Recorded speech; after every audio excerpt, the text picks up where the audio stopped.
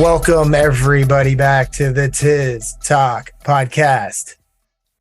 I am your host. Come on, guys. You know me, Chucktizz, Chuck Taco, Chuck Taylor, Chuck Taylor Sheps, whatever you want to call me. I'm here. We're back, baby. We have a special guest on the show tonight, and we also have my co-host, TooWokeToGoBroke. What's up, going on? Nothing much, man. Yeah. Just working through some technical difficulties on these Windows. Yeah, on the PC, but Mr. Bill Gates, he was having some technical difficulties to the point where he's like, man, I got to get a fucking Apple. And I'm like, Apple's got me by the apples, but because I have all literally Apple products. But anyways, our special guest on the show tonight is Mr. Scottie Jefferies, a good friend of mine, like a brother from another mother. And he's sitting right next to me on the podium over here. And Scottie, you want to go ahead and just kind of introduce yourself to the TIZZ fam real quick? It's pretty simple. Just a regular Joe. Do a little acting, work in the oil and gas business, just grind it like everybody else does. So just trying to crunch it and make a living every day. So just nothing flashy, just doing what we have to do to make a living and get by. So that's it. Kind of like a jack of all trades kind of guy over here. You know what I mean? Doing a lot of things. Sort of like me. I do real estate, stock, option trading, make music, podcast, surf. You fucking name it, I do it, man. So anyways, TooWoke, he lives in Tennessee. Scottie, he lives in Knoxville, and he does real estate residential out there. But me and him have known each other since high school. I mean, we've known each other forever, man. Cool. And, 9th, 10th grade.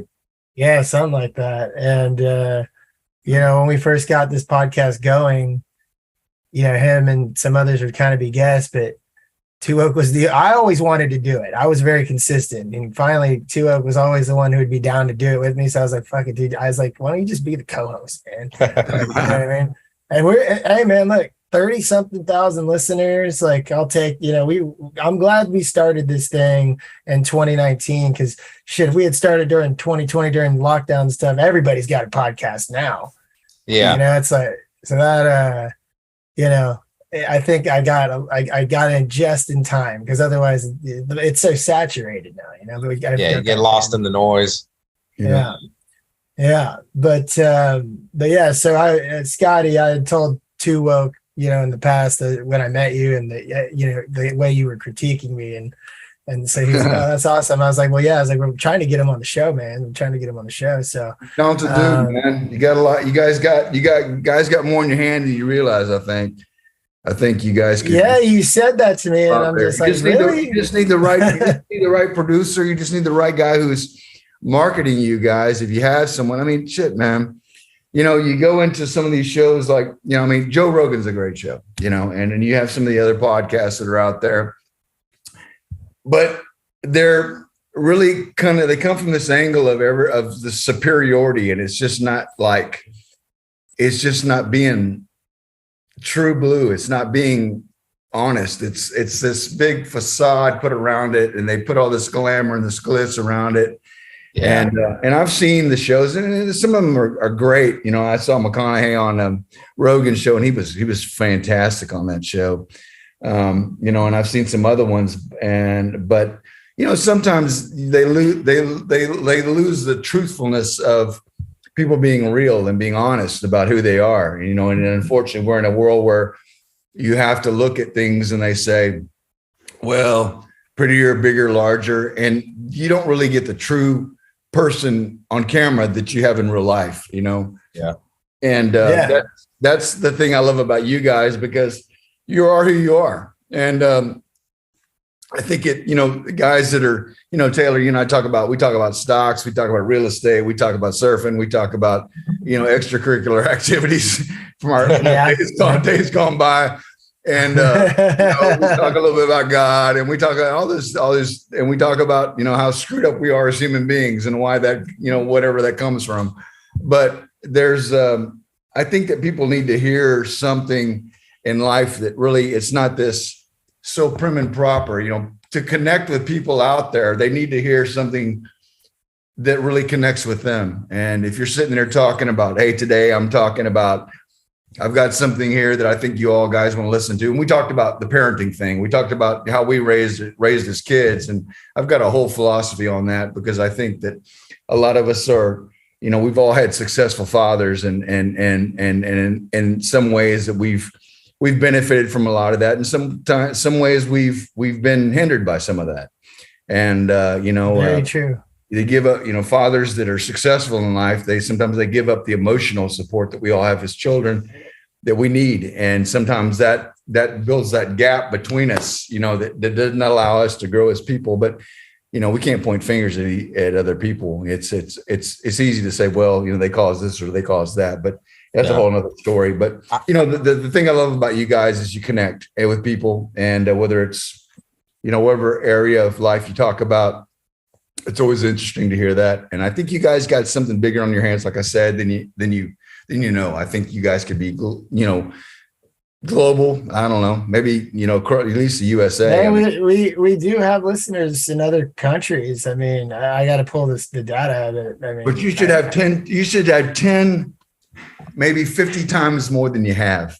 No, I agree. I don't know why that hasn't really. I could tell you why. But you're humble, man. I saw you last night when I was pitching your show to that guy, and he was like, "You were like, no." I was like, "Lay it out there, man. Just let it roll." I'm a little careful about. Yeah, but you're the shit, bro. You're the shit. You don't need to worry about that. That's not an issue. Just be. I mean, like that guy, I was okay with doing it, because I've gotten so drunk with that dude, like, over the years. I mean, he's known me my whole life, but yeah, I just try to be a little cautious on who gets a hold of it, like, people in my office and things like that. But that's already happened. They already know that.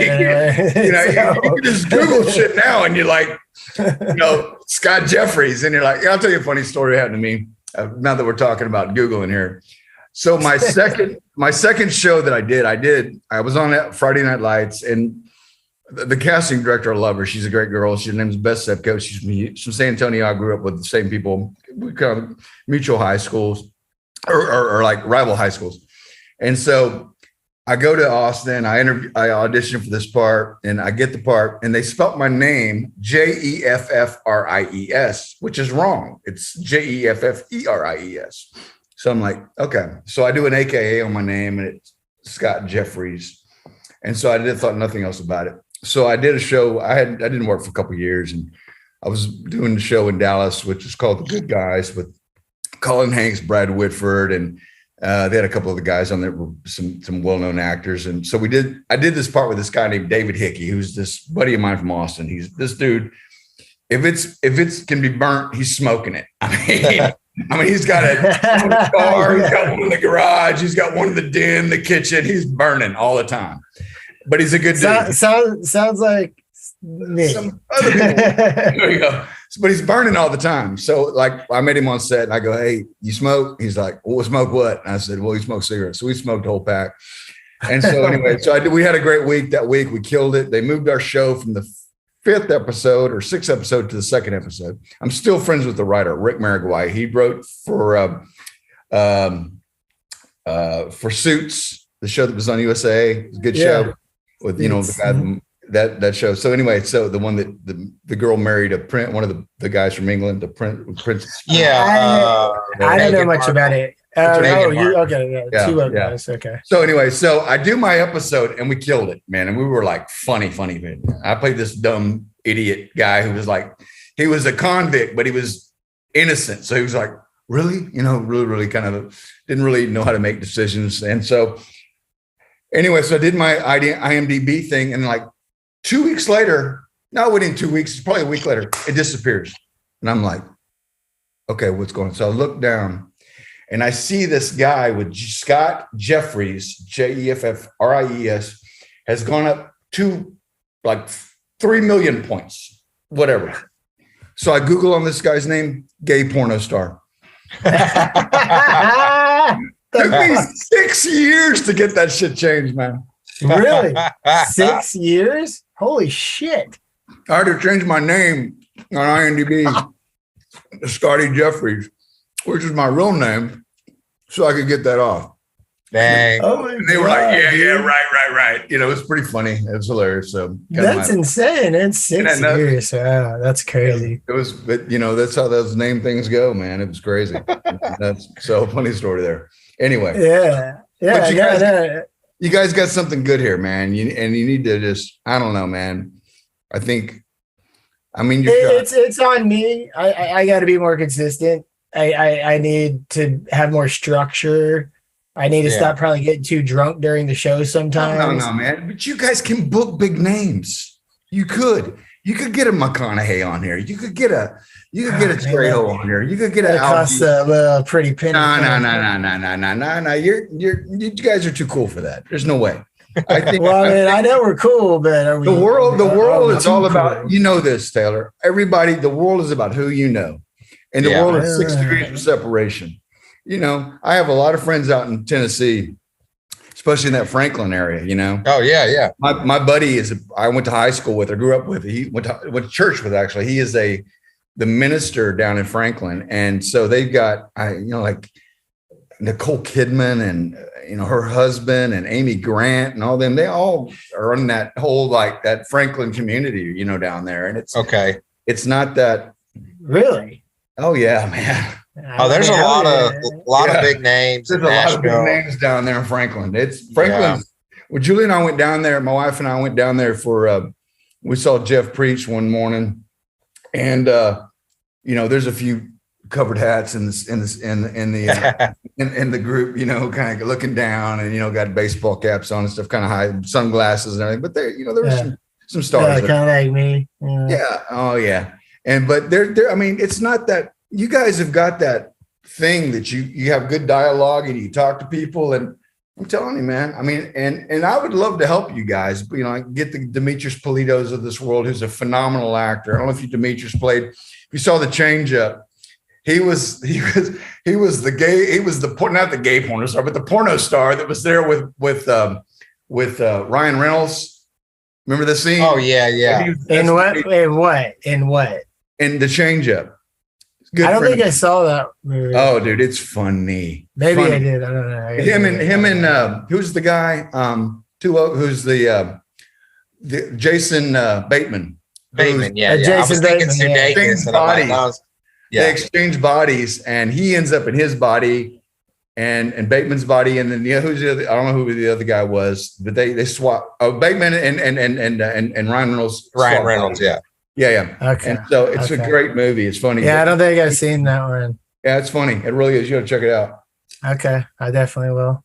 I got the website for it, like I just showed you.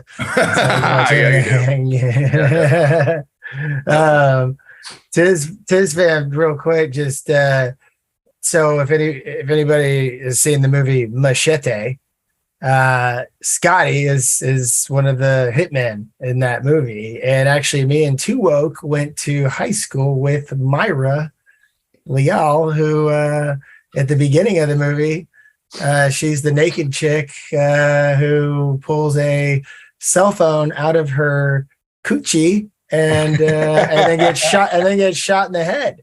So it's so funny. I always thought Myra was hot in high school, but man, you get to see her like naked in that movie, right at the beginning. It's crazy, dude. Yeah, that was pretty nuts. And she was always such like a, I don't want to say goody two shoes, but she kind of carried herself as like a real, just wholesome. I mean, not that she isn't. I'm not saying she isn't, but she was always such like a wholesome girl. So then to see that like roll, it was just kind of wild, like. Yeah. No, she used to throw the dopest parties in high school too, man. She used to date Jeff Lichtenberger, Adam's brother. Yeah. She's a cool chick. She was real down to earth always. Yeah. She's sober now, man. And she's like real like spiritual and stuff. I see her on like social media and stuff. So shout out Myra.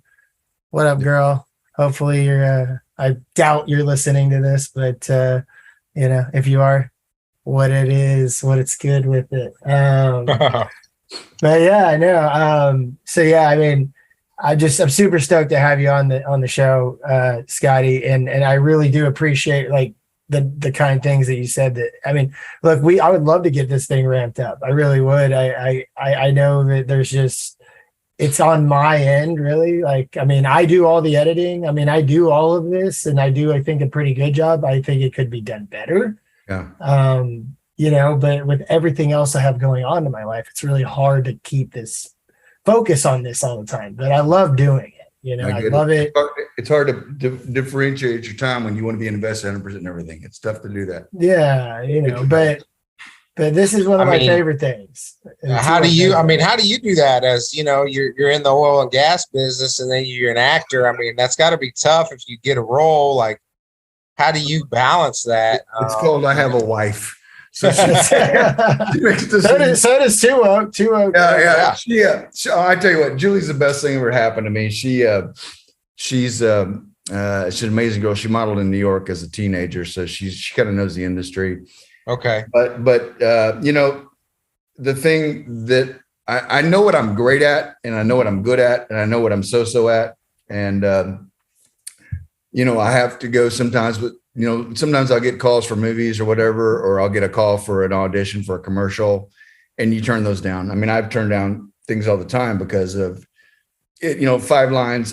I feel like I'm better than 5 lines and out, or I'm going to play a waiter, you know, going into a situation. I just don't do those things anymore. I mean, I just don't do it. But you know, my heart and soul, the thing, it's a great question. The thing for me is my investment in life has been in people. And because of my experiences in life, I've had, you know, I don't know if Taylor told you much about my life, but when I was playing ball. Yeah, I didn't really mention much. I just kind of said you were going to be on the show. Oh, good. I came from a really, I came from a pretty athletic family. My father was a pretty good athlete. He was a vice president of Valero. So I always taught hard work, and I came out with a kind of that Oscar Wilde, you know, the oil and gas guys kind of genre of people. My father's partner was actually in business with Matthew McConaughey's dad, Jim McConaughey. Okay.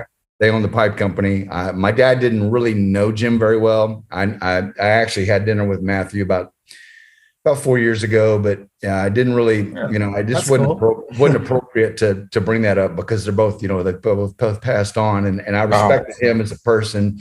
Really nice guy, really great individual. And I knew some of his buddies. I worked with Cole Hauser on a show, and I got to know Matt Martindale, who's a good friend of his, who's a judge up in Amarillo now.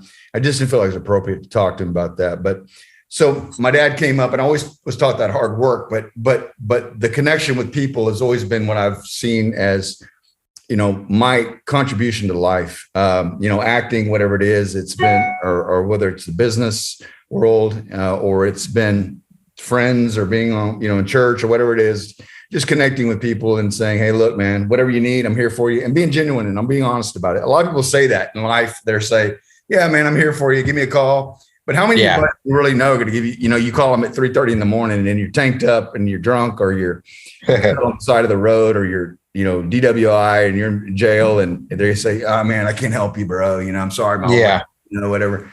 I've always felt like I've been pretty genuine. I've always kind of been the quarterback. That's been my role in life, and to help others around me, and treat others as I want to be treated myself, you know?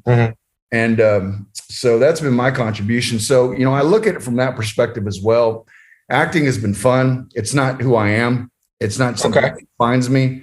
You know, people, we talk about it. Yeah. You know, we get in that conversation, and we talk about acting, and it's always a good conversation piece. And it's helped my professional life in the oil and gas business. In some ways it's helped it. And in some ways that small margin, it does hamper it, because, you know, they don't, you know, I shave my head once a year, but normally this flock is just a flock of just golden, sexy hair. Okay. It's so funny. But me and him had lunch on Sunday at a pretty dope restaurant here too. It's called Lock Bar. It's, if you want to get one of those like towers of cold seafood stuff, I mean, it's the place. I went there with A-Train and the whole Viper Energy guys. Like, we balled out. Kind of like a True Lux kind of thing.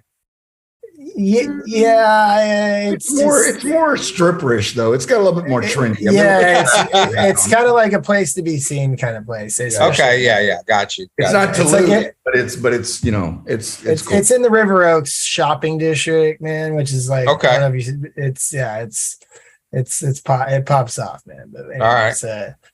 But So he shows up and he'd shaved his head. I mean, he had just done it. Like, I was like, whoa, dude, what happened to your hair? 24. He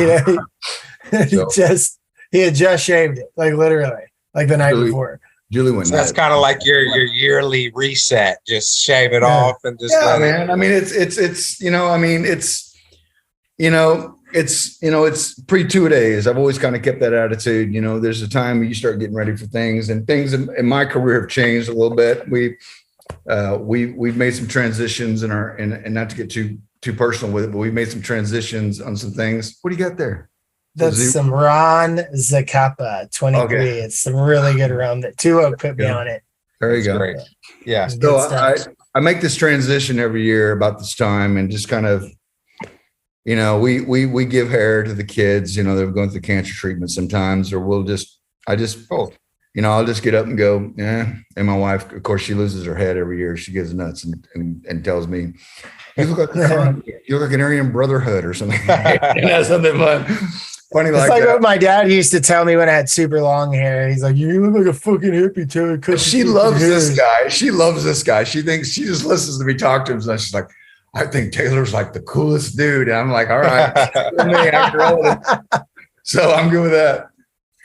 Oh man, tell her I appreciate that. She was going to come on tonight, but she's like, no, I got a mask on and everything. I'm gonna get my workout clothes. I was like, I well, we can do it again. She's always welcome to come on another episode for sure. For sure, man. Yeah. Now, me and Scottie went to a networking event last night. Actually, it was pretty cool. It's the first networking event I'd been to since COVID. I mean, It really was. So saw my dad there, didn't see T-Bass there.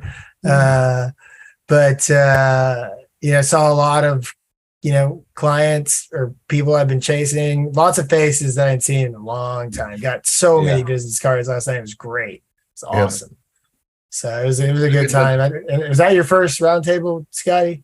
It's been a while. I've probably been there for a year. It's been, I'm real kind of funny story that I kind of strayed from the story, but when my freshman year at Baylor, I got in a head-on collision. I was killed in the car at my freshman year in college. And so I was. Go ahead. Oh, you were dead. Okay. I was DOA. They were 8 minutes. They pumped me, got me going again. But I wasn't brain dead. It was just cardiovascular. They were cardiovascular. I had a well, remember I told you I have a similar story. Yeah, remember? You did. Yeah, you did. And so mine wasn't as traumatic as yours, but it was. I mean, TooWoke was there for that. You remember that? I was. Well, Scottie, I looked yours up. I mean, it sounded you were in a coma for a week, right? I mean, that's what it said on your bio. Unconscious for another week, and so when I came out of this thing, I had to learn how to read and write again, walk again, everything. So the funny story is about 11 years ago, I guess about 9 years ago, my dad had just passed away. And so I'm having neck pain and here, and I was down on my ulnar nerve, and I was like having to drive with my hand behind my head the whole time for hundreds of miles. So I go to see this guy up in Amarillo, whose name's Wayne Pollack. He's one of the best neurosurgeons probably in the world. He's considered one of the best in the world. So I went in and saw him, and he goes, give me your hands. And he goes, what handed are you? I said, I'm right. He goes, no, you're left-handed. I go, dude, you're out of your mind.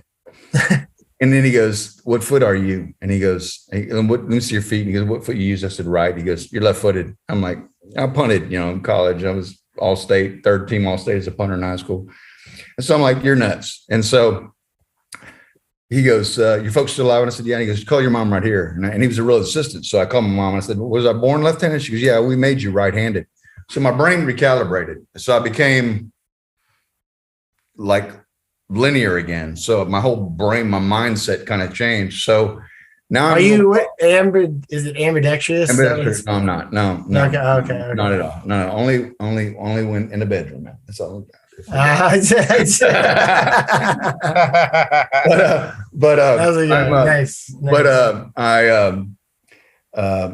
real claustrophobic, and so when I get around these meetings, sometimes it's like the world is coming in on me, and it's like, and so it was great having him there because he's talking about me.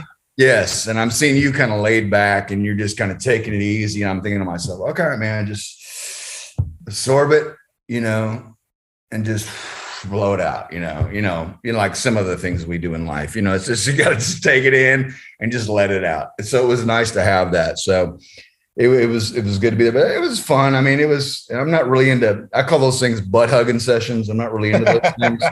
It's like, I mean, that's a good way to put it. I mean, the only reason why I'm even there is because I have no competition. I mean, those are all my potential clients or my clients. Right.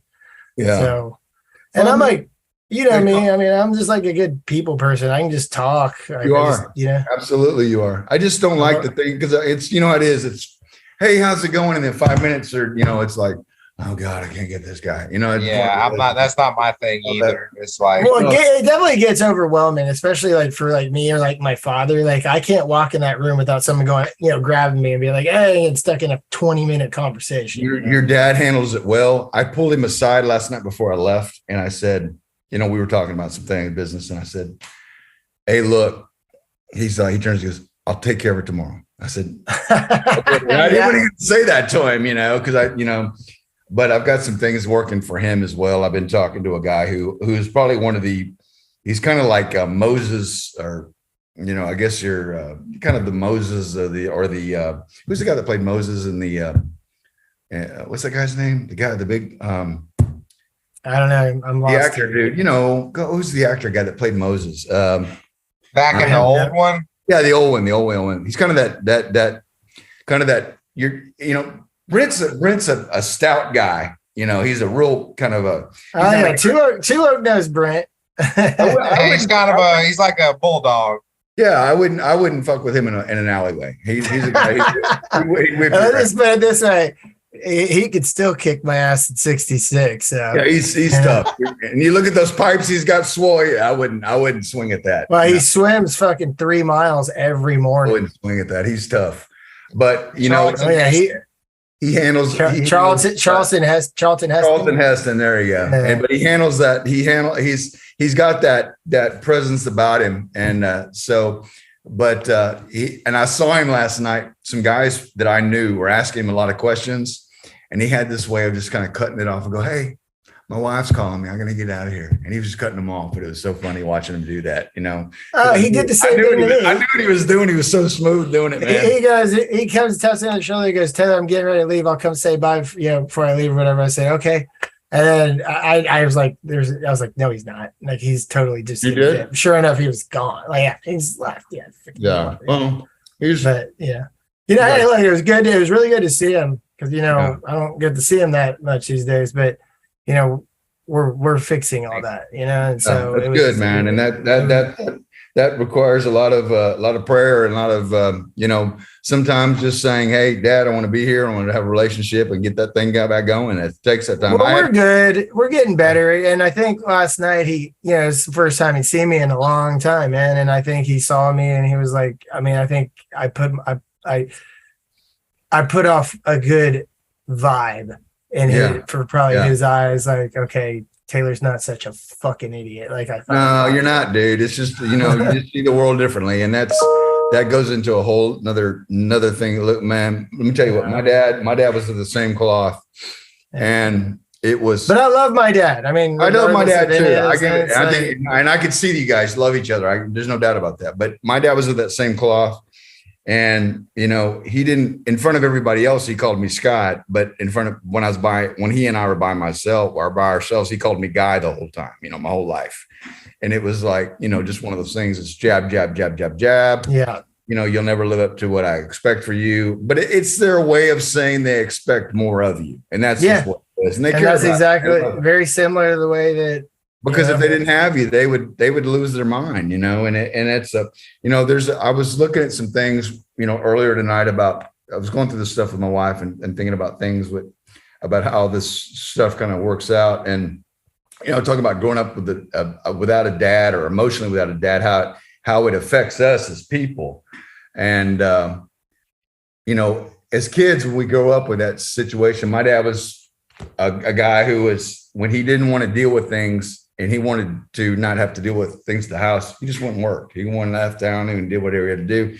So the emotional connection was so tough for me not to have. I never had a real emotional connection with him. And so when when he would try to make the emotional connection with me, it came from a manipulative side, thinking, well, what the hell does he want from this? What's he want from me now? And it was like I felt awkward in a sense. Yeah. Right? Yeah. And it's hard for you to build relationships because of that. Same thing with my dad. I mean, like, we don't have that kind of like, I love you kind of, we don't like say that to each other. Because that's not the way, because see, that way, the way they're raised, that's what pussies do. And that's that show that emotional, when you show that you're vulnerable to them, that's weakness. And I get that. I totally understand. My dad was the same way. My dad he'd been 80, I guess he'd been close to 90 now. He'd been up there. So, he'd been 87 now, but that's just the way they're raised. And so they're not used to having people, put the arms around each other and say, hey, I love you. And as he got older, he did with that. And so my relationships with women suck. I mean, I probably dated the worst girls growing up. I mean, the girls that, the one of that tug and pull thing where the girl that didn't want you, and she was like, she wasn't a Ferrari. She was a jacked up Nissan 300ZX with like 20-inch spinners on it. She was like, and they spin, they spin. Constantly in the shop, unreliable. There you go. Always in the shop, with something wrong. And then when I met Julie, my dad had passed away, and I met Julie the first time, and she was the girl that I'd always dreamed of. I saw her and I was like, I met her at Jasper's up here in the Woodlands, and I was like, man, I saw her and I was just blown away. And so I couldn't keep my hands off her. And she was like, hold on, big boy, So, we ended the night, I'm walking away, and I'm like, oh, man, I was like, I'll never see this chick again. And I heard this voice telling me, you're going to marry that girl. And I thought myself at the time where I was at that place in my life, and I was like, that must've been the devil, because it was just playing tricks on me. But I knew it was God telling me that, because she's fulfilled every need and every avenue that I've had in life, as far as, she holds me accountable. She wakes me up in the morning. She calls me pussy when I act like a pussy. She tells me you need to nut up and act like a man. She's my best, not only my best friend, but she's someone that tells me, and she's honest with me. And there's a point in time when you come to that and you go, there's girls that you've dated and you're like, I don't give a shit about that, whatever, And so I know all about that. I didn't care. I didn't care about those other girls, but I care what she thinks, and I care about the things in my life with her, because I don't want to let her down. And so it becomes something that you fill that void. And my greatest, I think about this scene on Friday Night Lights where Coach Taylor, and he's got, I don't know if you saw this part where Jason Street had just gotten hurt.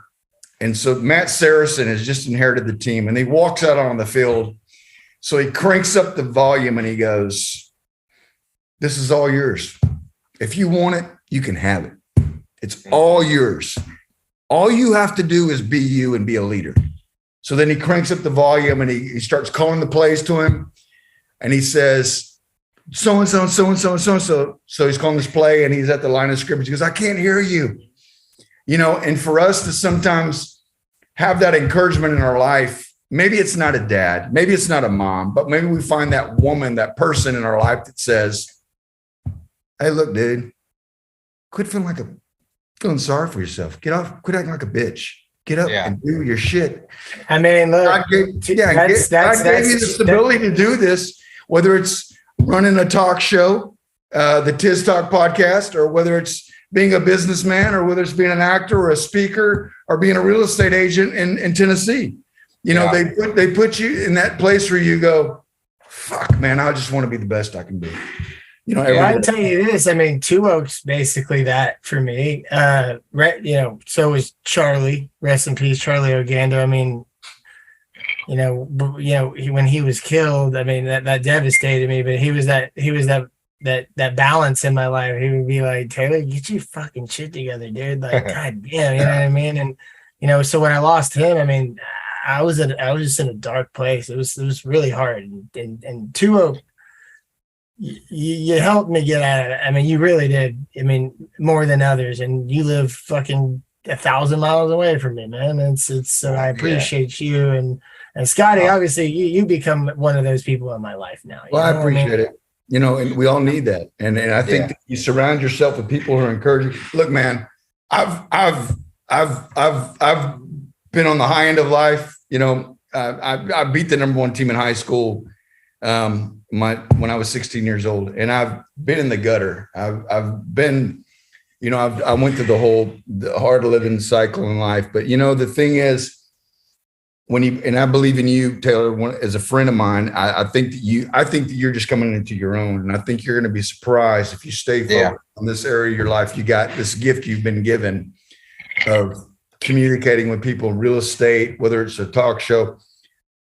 I'm going to tell you, 4 or 5 years from now, you're going to wake up and you're going to have everything in order. And I think that you're going to change in a lot of ways that's going to surprise the shit out of you. And I do too.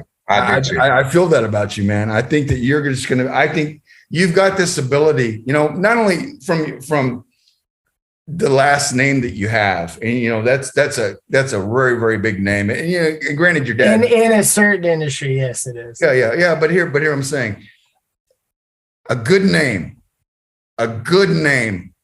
in anything you do in life, a good name will always carry generation to generation to generation to generation. It takes a lot to fuck that up. And, if you've got a good name, you keep your name straight, and there's desires that we have in life to do some of the shit we done. Look, man, I was 3 gold slugger a night guy, drink a lot, partied. I woke up in 3rd and 5th ward, not knowing how the hell I got there. I did a lot of that shit, Done that. Did all that stupid stuff, and ran with the fast crowd in life. And, all of my friends. You were even somehow involved with some mafia dudes or something at one point. Right? I can't say we don't need to say names. We don't need to say names. But I can't say that on there. That's too close, bro. We don't need to talk about it. We'll have a couple of drinks one night and do that. We don't need to talk about it. But I know, listen, the point is, I know people.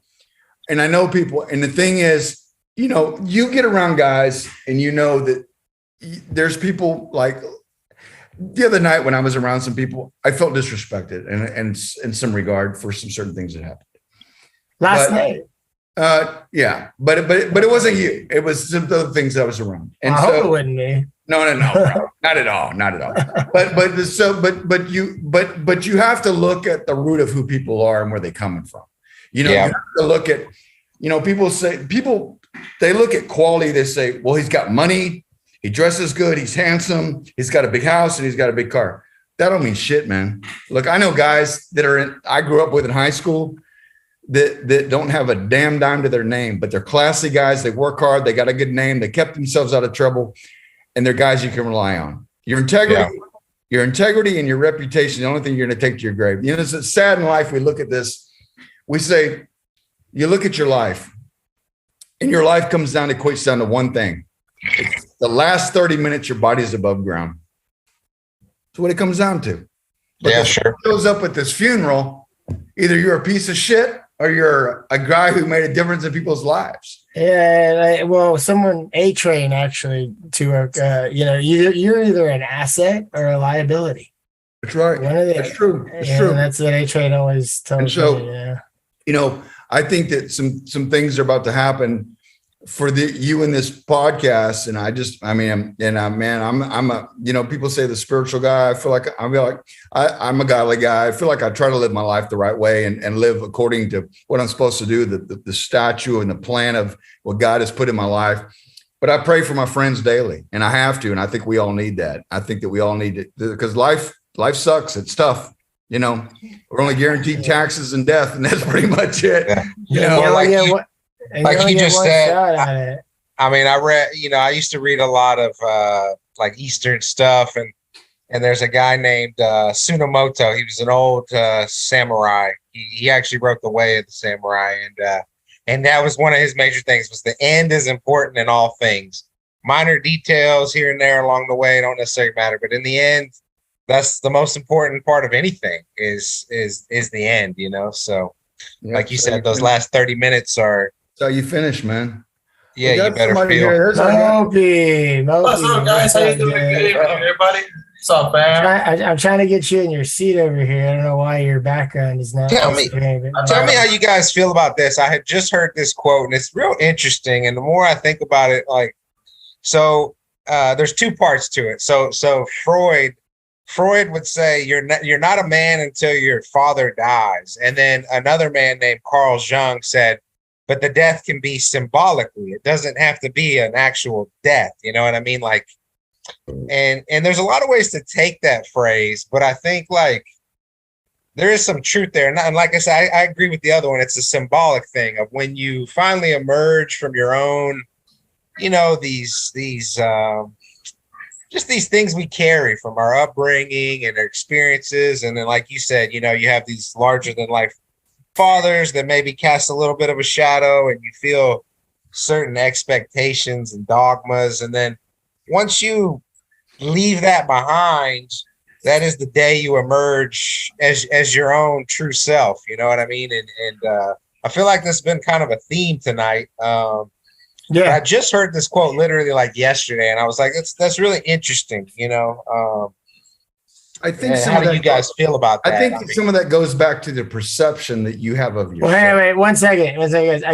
So MOPI just joined us, guys. TIZZ Talk fam, returning guest MOPI, but you got a new name now, Gammonomics. All right, what's up, fam? Coming from Miami. That's right, boys. Hi, I'm glad to be here with you guys for a little bit. And yeah, boys, it's Gammonomics now. MOPI is my basic name, but Gammonomics is just a new name I just made up. Yeah, so you can choose either or. I don't mind. Well, welcome back to the show. You got TooWoke, TooWoke, and then you have our guy Scottie Jefferies over here sitting next to me. Nice to meet you, boy. Yeah. So thanks for coming on, MOPI. We were just talking about some deep stuff, and we're still talking about it, but just sit back for a second. We'll move on. But no worries. But what I do got to say is both you, TooWoke, and Scottie, thank you so much for those kind words, because honestly, like that means a lot to me. Like the way that y'all believe in me like that, because a lot of people look at me like I'm some fuck up. Well, the quote I just said, it reminds me of you a lot. I think a lot of your some of your, just, I don't want to say unsure, because you're a sure, you're not gonna offend me. Well, I'm trying to think of the right word. I mean, you could be real pig-headed, like you just stubborn, But in some ways, I think some of your fragility comes down to just certain things in your past, especially family-oriented. That I agree with Scottie. I think you're right on the precipice of just not necessarily not giving a shit about it, but understanding that it doesn't really matter to where you're going from here on out. And I don't think you're there yet, but I think you're very close to that pivot point where you can be happy and just go with, just start building on a regular basis. One thing we have to realize, it's not about us. It's not us. The problem with our folks is that puts this thing on us. And I'm not saying that's the case, but for me, I had to realize that it wasn't me. It had nothing to do with me at all. At one bit, it had nothing to do with it. I had a mean ass grandma. Let me tell you, I'll tell you a story. My dad was brilliant. He was smart as shit. And he was ADHD his whole life, and he didn't know it. So he was dyslexic and he was ADHD. So engineering wise, I'll give you a perfect example. I went to Mexico one time, and I'm in Pemex's field down there in Tampico, Mexico. And I have valves down there. I drove out to North Carolina. I picked up some valves. I drove them to Dallas. They put the actuators on the valves. They didn't set them. So I drive them to the border. Then I go back to Houston. I fly it back to Tampico, down to Mexico City to Tampico. So my dad is here with me, and he's on the phone with me, and I'm setting actuators, and he can't see them, but he's doing it visually with me the whole time. Wow. And I'm like, how the fuck are you doing this? Yes. Yeah. He's like, don't get distracted, And he's so it's like, it's funny. And he would do shit, man. It was like hanging a 1,000-pound weight with a shoestring. And I'm like, But socially, we had no connection whatsoever. Yeah. I mean, it was sports, work, and that was it, you know, and he got pissed off a lot. And I remember my dad, he had had 2 strokes, and he's in the hospital here in Houston, Memorial Hermann. And when he used to get mad, he'd bite his tongue. You know, he'd clip his tongue over and he'd clutch his fist. And he's laying in there and he's had these strokes and he had metastasis of cancer. He's dying. He probably had a day left. And he's got his fist clutched at me and he's looking at me like he's going to punch me in the face. And what he was trying to tell me is, you better fucking grow up because you got a lot of shit in life you're not going to be ready for if you don't. Yeah. And I didn't accept it for a long time. And I was mad at him for a long time for some of the shit that he did to me. And I finally came to terms with that it wasn't about me doing all this shit. And you listen to McConaughey's Green Lights. You listen to some of the things about Jim and the things that him and Rooster and Patrick, his other brother, went through, and his mother. And you listen to those, and I'm not comparing myself to those guys by any means, but you look at guys like that who are iconic. And my dad was an iconic guy, and like Brenes or you know, some of these other guys in this industry. But you know, like the guys that we know of, you know, the H.L. Hunts, whatever. But they're the guys that they say they don't have that emotional connection with their kids. They only know how to make money. And their support is to make money. So I did everything I could for you, but I gave you money. But you go, oh, Dad, but you mostly weren't there for me. Yeah. But you have to realize this thing comes into this deal and we go, you know what? It's fucking not about me. It's not about you. It's about their fucked up shit that they got from their parents. And unfortunately, they filtered it down to us. And then it takes us till we're 45 or 50 years old to go, oh, fucking A, it wasn't about me the whole time. It was about them. Yeah. And by that time, half our life is gone, over 3/4 of our life is gone. And we go, and then we get back and we get mad.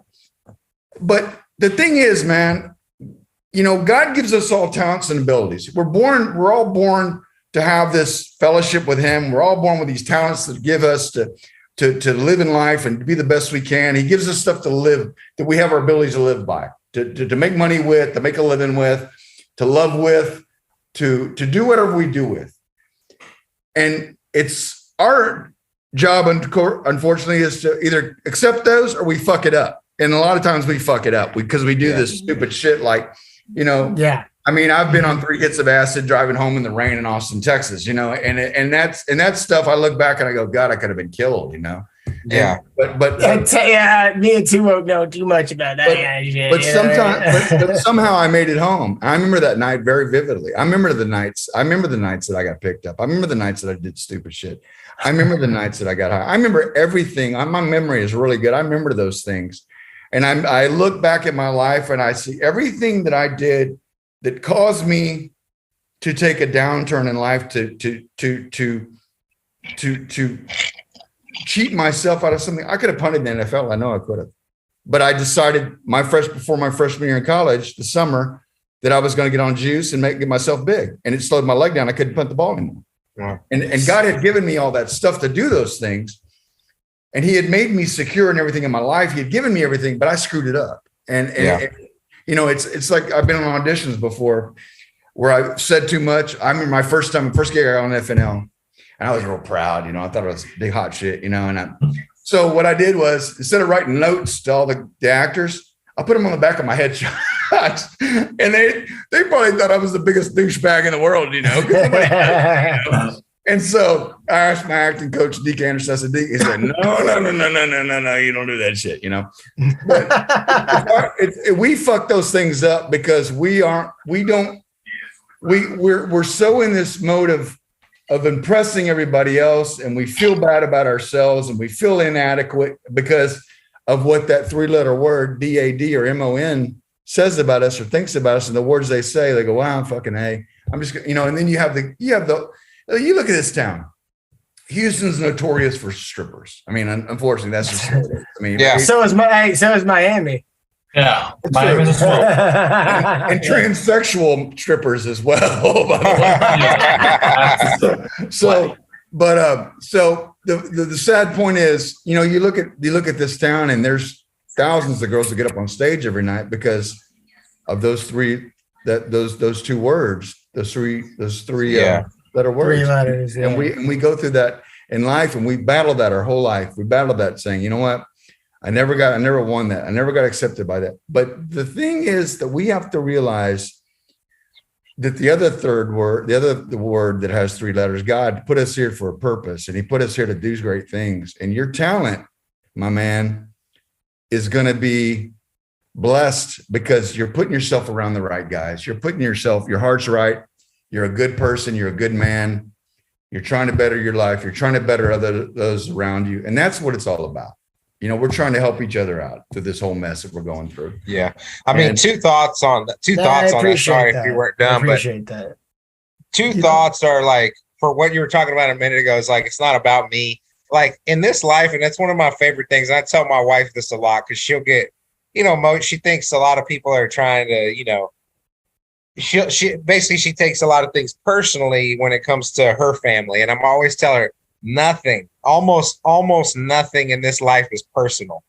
It feels like it's personal, but almost nothing. That's very rare where somebody literally picked you and said, I'm coming after you. That's rare, and right. So nothing's personal, I feel. For the most part, yes. Yeah, but I mean, even if you look at people who treat you, like, for example, you put your person in an upper echelon. You look at the guys who are the wealthy people of this world, okay? They may not roll with you, but they're not going to disrespect you. But then you have this whole group of people that are like, well, I would never. No. But that's their whole insecurity of how they feel about themselves. I mean, I going to Baylor, I saw a lot of that, people trying to put people in their places and doing that type of stuff. And, people acting they were beyond what they were. And that whole thing of not being genuine. I have a guy that I know who is probably the most genuine dude in the world. And I don't know if you remember Cody Carlson, that played quarterback for the Oilers here. That guy will remember your name. You'll meet him one time and he'll remember your name and he'll never forget it. And he treats everybody the same. Genuine, courteous, like you're the most important person in the world. There's a whole group of those guys. Zona Jones is another guy. He's a singer, attorney out in Beaumont. All that group of dudes are the same way. And they're very genuine because that one void in their life of who they are is not missing. Yeah. And they don't look at themselves. They don't look at their reflection. Like I'll tell you a story. So he played in the NFL for 6 years. So I know for a fact that people come up to him and go, "Hey, are you Cody Carlson?" He's like, they hear that all the time, man. And that's shows you what you put your emphasis in. What we put our emphasis in life is, and we're all guilty of it. I'm an actor, or I'm an oil and gas guy, or I'm an icon, or whatever. And sometimes. My last name, I have to deal with it. But you don't have to, bro. You don't have to. What I mean is like last night. Like, I didn't know some of these people. They see my name tag, they see Shaps, right? They automatically. But you don't have to. You and your dad are two different guys. Your dad is who he is. Cameron's who he is, and you're who you are. And let me tell you something, bro. You're legendary. You really are. You may not see it, but you are, and you're going to be huge. You really are. This show, this podcast, is going to turn into something amazing. And just keep doing what you're doing and surround yourself. I'm telling you, you're going to look up. And a year from now, and you're going to have the McConaughey's, you're going to have the Gary Sinises, you're going to have the Woody Harrelsons, you're going to have those guys on there. And it's all networking who you know. And you can do that. And you'll be able to do it easy. I mean, man, I really appreciate that. Even down in Miami, you might even get some people down there in Miami. Hey, MOPI's got the connections down there, man. Who does MOPI know? Who you know, MOPI? I don't know. I'll tell you guys one thing. Everybody that goes, either if they're from the States or out of the States, they all make a stop here because most of the stops are either New York, if it's from the Eastern Seaboard, New York, and here, West Coast. Yeah, Miami's become a pretty big hotspot lately. It's a huge hotspot. We got a bunch of New Yorkers, a bunch of West Coast people all across the globe are coming down here. I mean, it's already more compressed than what it was 5 years ago, and it's still getting packed as I speak. So everybody knows someone that's come down. So I'm still trying to come out there in July and see you, so we'll see. I'll be waiting for that. We'll do it big. We'll do it big, baby. We'll do it big. Last time I was in Miami, I have a real good friend of mine who got married down there. And I don't know if I can say this on the air yet, but I've told Taylor the story. Well, I can always edit it out. It's okay. I'm listening. Go ahead. I got a good friend of mine who's just one of my real good buddies. He's kind of the part of the family. So let me get my wine. Hang on a second. All right. You got it. Yeah. So Mops, what's up, man? Did you trade today? No, I was stuck just talking with a lot of day job work. I saw the market today. It was very volatile. Fed. No, I mean the Fed came out and did the 0.75. So. Exactly. It's always funny when we say, usually we think of buy the rumor, sell the news as like, the opposite. But right now it's like the other way. It's like it goes down and then it goes up afterwards instead of going up and then going down. You know what I mean? Yeah, it's sell the rumor, buy the news. yeah. Just a realistic perspective. Are you in commercial or residential? Me, I'm a residential. I was born and raised down here in the city. Wait. Who are you talking to? Who are you talking to? TooWoke. I'm in residential. Okay, so if I go into, I got a closure tomorrow or a closure on Friday. My lender still hasn't given me final numbers 2 days before closing. Is that? Dude, this whole thing sounds so shaded. These days I've seen that a lot. I mean, RESPA laws kind of say they should get that to you 3 days before, but I have seen them coming in 2 days. Sometimes it's not a great look on the lender's part, unless there's something holding it up, like, some sort of a lien or just some sort of problem with the property, then maybe. Or credit or something like that. You're getting down to the nitty gritty for sure. I mean, technically, I think by law you have to have 48 hours, and they're supposed to give you 3. 3 days. You're getting down to the wire there as far as what they're supposed to give you to close in 2 days. Wow, that's very tight of a schedule for them to close in 2 days, 48 hours. Is there any issue overlying the whole transaction or anything? Or I think we lost this. No, he's back. There he is. You're back. Yeah. Did you hear what TooWoke said? No, I didn't hear what you said. Oh, I was saying, so like technically, I think by law they have to give you like all your closing stuff 2 days before, so it can be reviewed and all that. But they're generally supposed to give it to you 3 days before. But what I was saying, is there any issue that's kind of like, is there like there's no issue. It's not at all. I mean, it's and they're just being bad at managing their time. He's just being an asshole, I think. I mean, it's like he's being shady. The lender told me is about it, and yeah, man, it's really just kind of like, I don't know, man. I just feel let me ask you one question. Is it one of these big lending firms, or is it a local guy? He's from Dallas. Okay. So I can't tell you in residential specifically. I think commercial you see it less on, probably, but you're right. Lately, I've seen so many bad lenders. Like anybody who's using an out of town lender right now, like I worry about the transaction because they're having bad appraisers, they're having bad underwriting. They just have all these terrible people. I'm like, how do y'all make money? You try to kill every deal in the world. How do y'all make money? Why does anybody use you? I just don't get it. That's what I'm saying. I don't get what's going on with that. So my wife, I talked to my agent tonight, and I said, this guy's not getting me any of these statements, or getting me these numbers. And she's like, are you serious? And I go, absolutely not. So I've got to, I don't know. It's just frustrating. So are you buying something? Yeah, we got a house. We bought a house. Actually, we bought it about $75,000 to $80,000 less than what it's worth. Wow, nice. Good for you. And it's, my wife is just, she's amazing. She did the whole yard, and you guys are gonna have to come out and have dinner with us one night. But we're right on the. I can. I mean, both these guys are so far away from us. Right? We'll get over here, man. No, I'll make it. We got planes, bro. We'll get them here. TooWoke's originally from Houston, so he knows Houston a bit. But MOPI's never been here before. That's true. I know. How did you guys hook up? How did you and MOPI hook up? I'm going to tell you a story. Yeah, go ahead, do it. So we met through this app that's it's like Instagram, but it's called Discord. It's called Discord. Exactly. It's called Discord. We met through that app on a channel, on a server, and we talked about, financials and Wall Street investing, all that stuff on a little group channel that you can. This was back in 2020. Yeah, it was back in October of 2020. I'll never forget it. And it was one night that I was just ranting about people just talking shit that they didn't know about, and I had to put everybody in their place about how the market is going and what the Fed is doing in that time period of the pandemic in October 2020. And Chuck loved it, what I spoke, and we connected ever since. And that's how we know each other.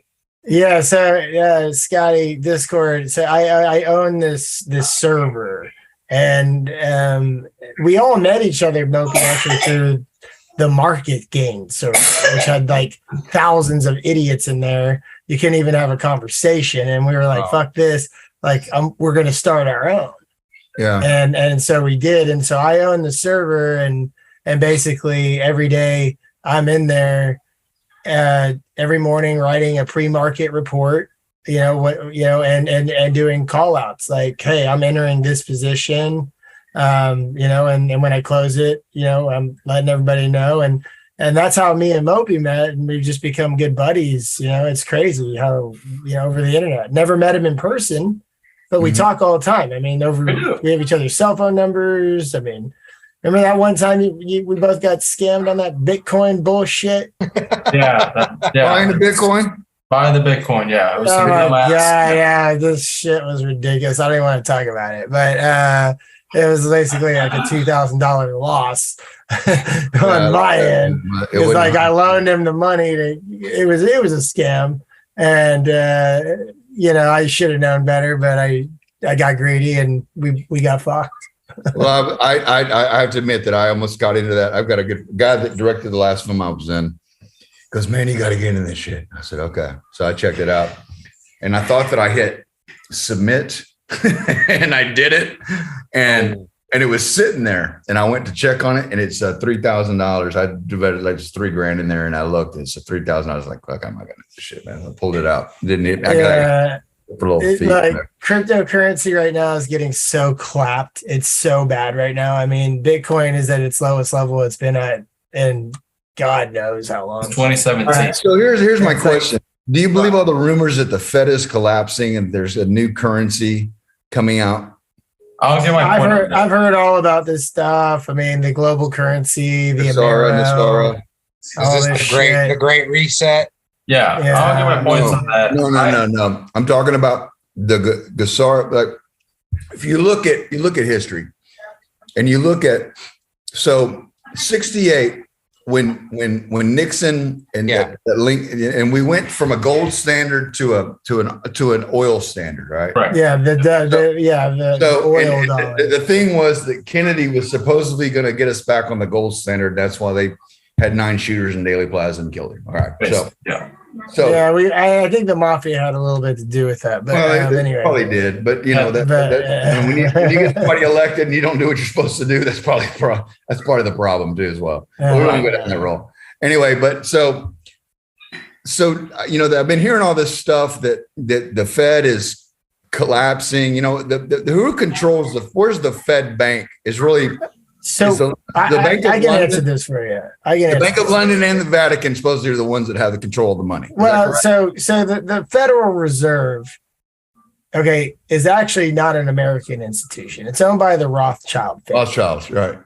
Yeah, and they basically control the entire world's money flow. I mean, literally, they do.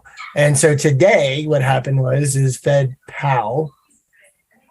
Chair Powell came out and they did a 75 basis point rate hike today, and the market acted very strangely to it. It went down for a second, then it was up, and then it was down. And I think tomorrow is going to be pretty bloody red tomorrow. But I mean, basically, look, there's so much shit going on right now from inflation.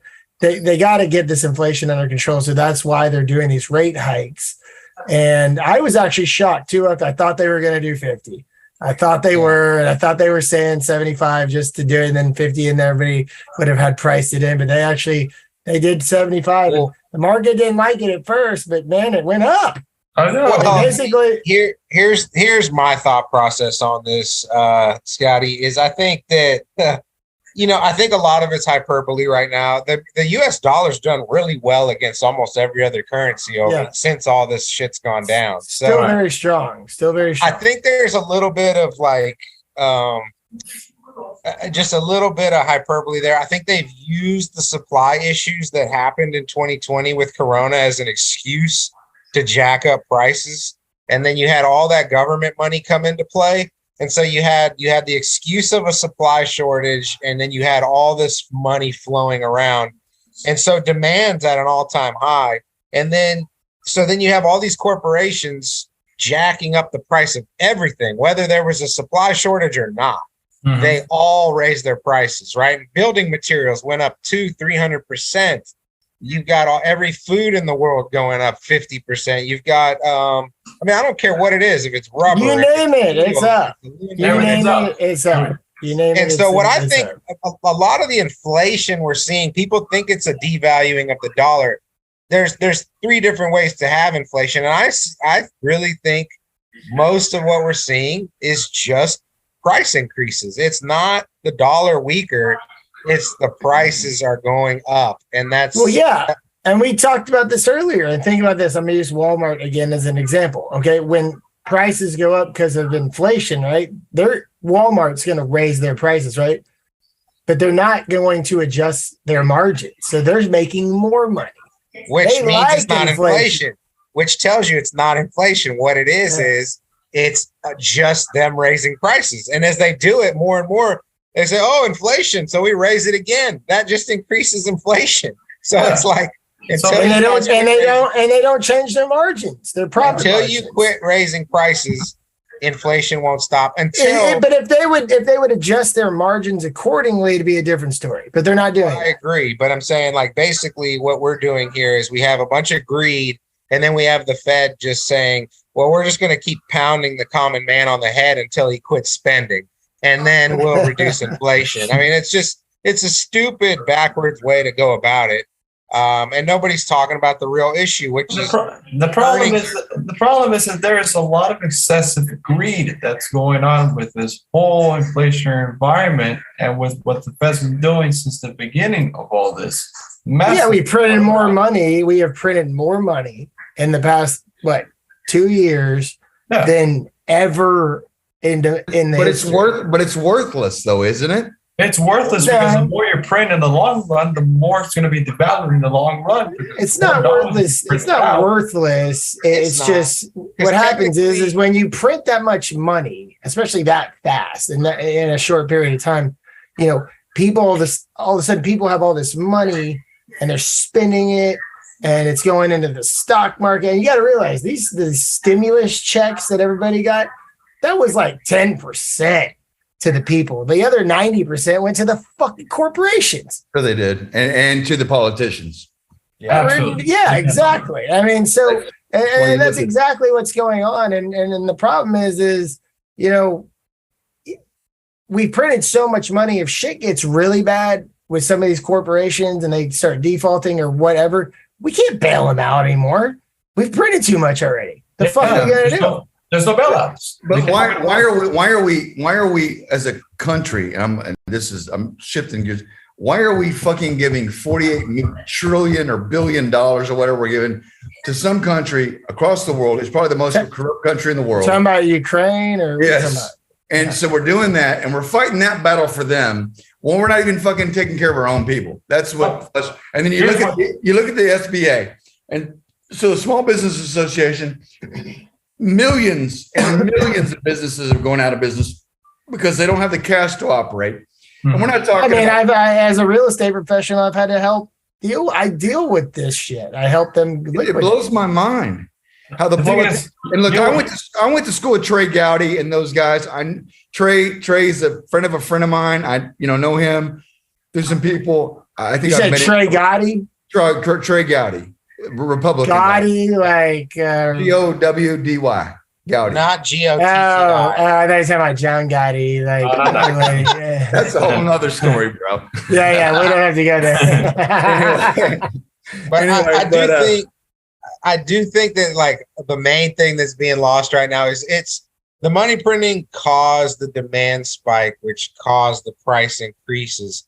It's not and the supply chain issue also didn't help. But that was like an excuse, you know what I mean? And I think but it's still it's still real. It's a labor shortage more than it's a supply shortage. I mean, this isn't everything. I mean, this is all across the board. I mean, but my point is like the dollar hasn't really lost value to other currencies. And at the end of the day, if your dollar's still worth the same compared to every other currency, then it really doesn't matter, right? Like you're still. It's just the corporations jacking prices up and not switching their margins and taking advantage of it. That's what's going on. The faith in the dollar nation worldwide has not taken a hit. Is my point. Exactly. The dollar's strong as it was compared to other currencies, and in some currencies, it's gained on quite a bit, like the euro. Japanese yen, the Japanese yen. But isn't there going to be a rebound effect in this thing, like with the oil prices and all this shit that's going to happen? Aren't we going to have this drop? Oh yeah, I mean, when oil, rubber band. Look at 2008. Oil went. If you look at a chart, oil went like this, right? When it came down, not like it is now, though. Not $139 I mean, it looked. I could show you a chart. I mean, it's it looks very. I get it. It's relative to the times. Guys, it's the same history repeating itself over and over and over. What's going on right now with our economy? At the end of the day, this is going to make 2008 look like a little bitch. It's a grain of salt compared to what we're going to see. It really is. To me, it depends on what happens with. If we see earnings go down based on consumer spending, then you'll see prices level out and then they won't keep raising interest rates. But if the demand stays high and they keep raising interest rates, there will be that tipping point where we see a major crash. I don't think it's inevitable, but I think and the one thing that and the news will never tell you about this, and TooWoke, I've talked about this, and MOPI, I've mentioned this to you, is the office market, okay? The office market, like the commercial office market, like people are not going back to the office, and even if they are, it's like, what if they go in 3 days, 2 days a week? I mean, that's 40 to 60%, and if these owners, these landlords of these office buildings across the country, across the globe, they don't own these buildings outright. They have these huge loans on CMBS, commercial mortgage-backed security is what it is. And I can tell you this right now, I have the data. Houston is one of the worst cities. There is more 90+ day delinquencies on payments on these loans. And when these motherfucking things start to default, when they start defaulting, it's going to be a domino effect. And guess what? We can't bail them out this time. We printed too much money. That is something the news will not tell you. Yeah. And I'm telling you, and I have that data. And when that happens, and if it happens, that is really going to be bad. That is going to just add more gasoline to the fire than you could ever expect. And you're not going to hear the news talk about it.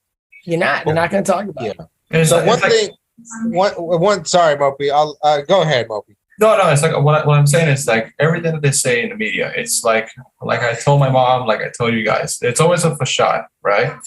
What they say is one thing. Of course. Behind that facade, it's explicit details that obviously will not be said to the mainstream people like us. We have to figure it out on our own. Yeah. Like the same way. And they just want you to hear what they want you to hear because they're paid to say that shit. Correct. Your initial question was, why are we giving $40 billion to Ukraine? It's a great question. That's a good question, actually. Now, I mean, one thing is, American policy has always been to squeeze Russia into a tiny little box. It's always been, it's what we've been doing for the last 60 years, is just keep, just pinning them in. We got our biggest bases are on Poland, right there, right on the Russian border, and Russia's never liked it. So Ukraine is a bit of a proxy war of us poking the bear. You know, I mean, it really is. Now, why we're doing it, is it smart?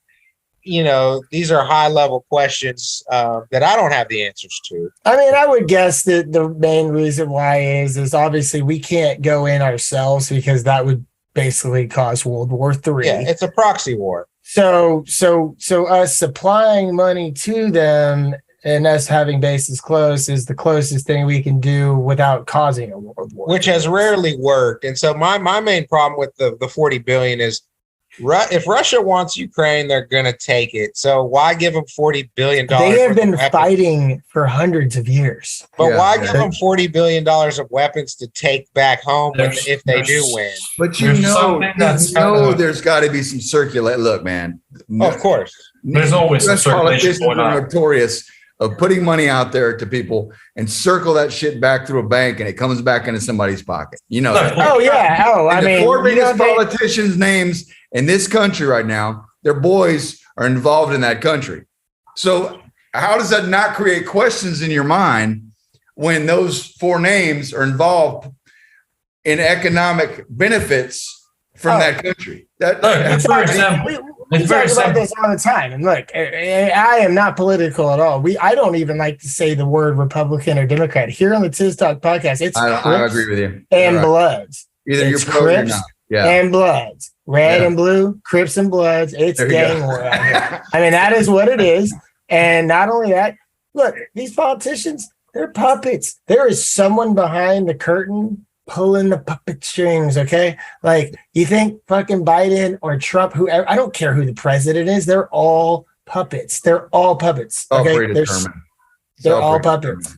It's all predetermined. Well, my thing is like, I don't believe in coincidences. I agree. So you're, you know, like you said, you got four people that are involved in Ukraine at the top of the government, but does Vladimir Putin invade a country when he knows the top four people have a vested interest in that country? Like, so something doesn't add up. Are they all in it together? Is this all just another, are we ramping up the Cold War to spend more money on the industrial military complex for the next 20 years again? What's the end goal? Is it a long-term strategy? Is it a global strategy? Is it not even, you know, I always wonder, I think a lot of the Cold War was bullshit, actually, looking back on history. Like, how do we know they have, how do we know they have lasers in space? It's planned. Everything's planned. I mean, everything is planned out. Okay, so let's go. Let me, my wife refuses to bring wine here because she's drop dead gorgeous, but she thinks that everyone's going to think that she's not beautiful. We're talking about that. Well, tell her she's welcome to come on. Like, we're very friendly on here. Oh my God. Oh, yeah, I love Scottie, man. This guy's the man, dude. Bad, dude. I love him so far. Yeah. So Mopes. Hold on a second. Here we go. She plays this game on her. She plays. She sits and she's one of those people who likes to play like Publishers Clearinghouse all day long. So I got to leave this story. So about, I guess 5 years ago, we had just started dating and I was helping her move. And so she calls me and she goes, "Hey, this guy's going to call you and he's going to be from the storage unit to the house and he's going to text me." I said, "What's his name?" And she put Jorge. But she spelled it WHOREHAY. Jorge. So last night she asked me, she goes, "What's the capital of a country?" And the city's called Bogota. And I said, "You meant Bogota?" Colombia. Colombia. That's one of my roots. All right, so. Are you Colombian a little bit? Yeah, I'm Cuban Colombian. Yeah. Okay. Está bien. All right. So I got Scarface over here, man. So if you look now, I think all of this. Now I'm gonna go totally historical and biblical on you. Okay. Yeah, let's all get in there. We go on tangents all the time on TIZZ TALK podcast. That's like our main thing. So if you look at so let's start from creation, all right? So you got God who made the heavens and the earth. Okay. And so you have Adam and you have Eve, okay? And they're given control over the Garden of Eden, right? All right. So now you look at before this all happened, you look at Isaiah and he says, you were like the Most High. He's talking about Lucifer now. You're like the Most High. You were, he was the worship leader in heaven. So he had all this music coming off of him. He was beautiful, all this stuff. And he said, I want to be like the Most High. I will be like the Most High. So now you look at the Garden of Eden, and why did Eve know him? Because she saw him every day. He was in charge of the Garden of Eden. That was his job. He was there. And when he was cast to earth, he was there. And you go to Job and you look at Job, and Job got asked, Lucifer, what were you doing, Lucifer? He goes, I'm walking to and fro the earth. So that's an illustration of where he is. So now let me ask you a question. Do you think God would have put all of humanity decision on where we end up, heaven or hell, good or bad, on an apple? So if you look at the words of the apple, you look at the Greek, you look at this translation, she said the snake. The snake is actually interpreted as he had the tongue of a snake, like a gigolo. Okay. Mm-hmm. So that's really the interpretation of. Then you think of the apple. The apple is like, and who's the comedian, the black comedian? It's not Chappelle, it's the other guy who's really Kevin Hart. No, the other guy who's really Cat Williams. Cat Williams. He goes, this is the tree, and this is the apple. And that's true. So the story is that a lot of theologians believe that Lucifer came down because the Nephilim, the giants, came out of they were landing on Mount Hermon, where they landed, where they were cast out of heaven. A third of the angels came down. And so he had sex with Eve, and Adam had sex with Eve. So there was two children, one mother, two different families. So you have this Cabal family, or the Khazarian Mafia family, that is Jewish-like. And then you have the other family that is descendants of Isaiah, descendants of David, descendants of God, descendants of Jesus Christ, whatever. So you have those two families. And so the control of all of this stuff has been over these two families. Now, go to 1871 or 1865. We have the Civil War, right? Now, what did Lincoln do? And then Johnson actually had to go into. The post Civil War. Actually, the Civil War was created as a result of the division trying to destroy the United States, because the United States was built on. It's a republic. It was built on. There's a lot of, my own interpretation, there's a lot of Luciferian things that go on in DC. There's a lot of, you look at the Pentagon, you look at all these, the way the structures are built. The White House was built. The reason it's called White House is because it was the White family house. That's what it's from. And you look at, it's built on a swamp, all this stuff that's there. It's historical. So 1871, he comes in and he has to get money to rebuild the United States. So where does he go to? He has to go to the Bank of England, which is owned in the city of London, which city of London is not technically in the United Kingdom. It's like DC. It's its own little area. Yeah, it's like Vatican City. Yeah, it's like Vatican City. Okay, so now you have, and then you move up to 1913, and you look at the Titanic, and you've heard all these theories, that the guys on the boats, JP Morgan steps off the boat, the guys who were involved for the Fed were off the boat, the guys who were against the Fed were on the boat. They all died. So my whole theory is, this may sound crazy. You may think I'm a nut. I think they're all trying to fucking get rid of us. I just think they're trying to push. I don't think you're crazy. I think any way they can, man. Whether it's starving us or you chemtrails, all that shit. I've got a friend of mine, Ty Bollinger, who is a badass. You've heard about the truth about cancer? You see his wife all the time. She's been on CNN.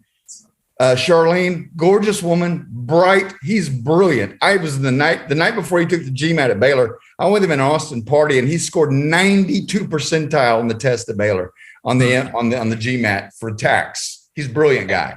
So he's got this whole thing, and he's this holistic thing with cancer and the drugs that they gave us for the COVID.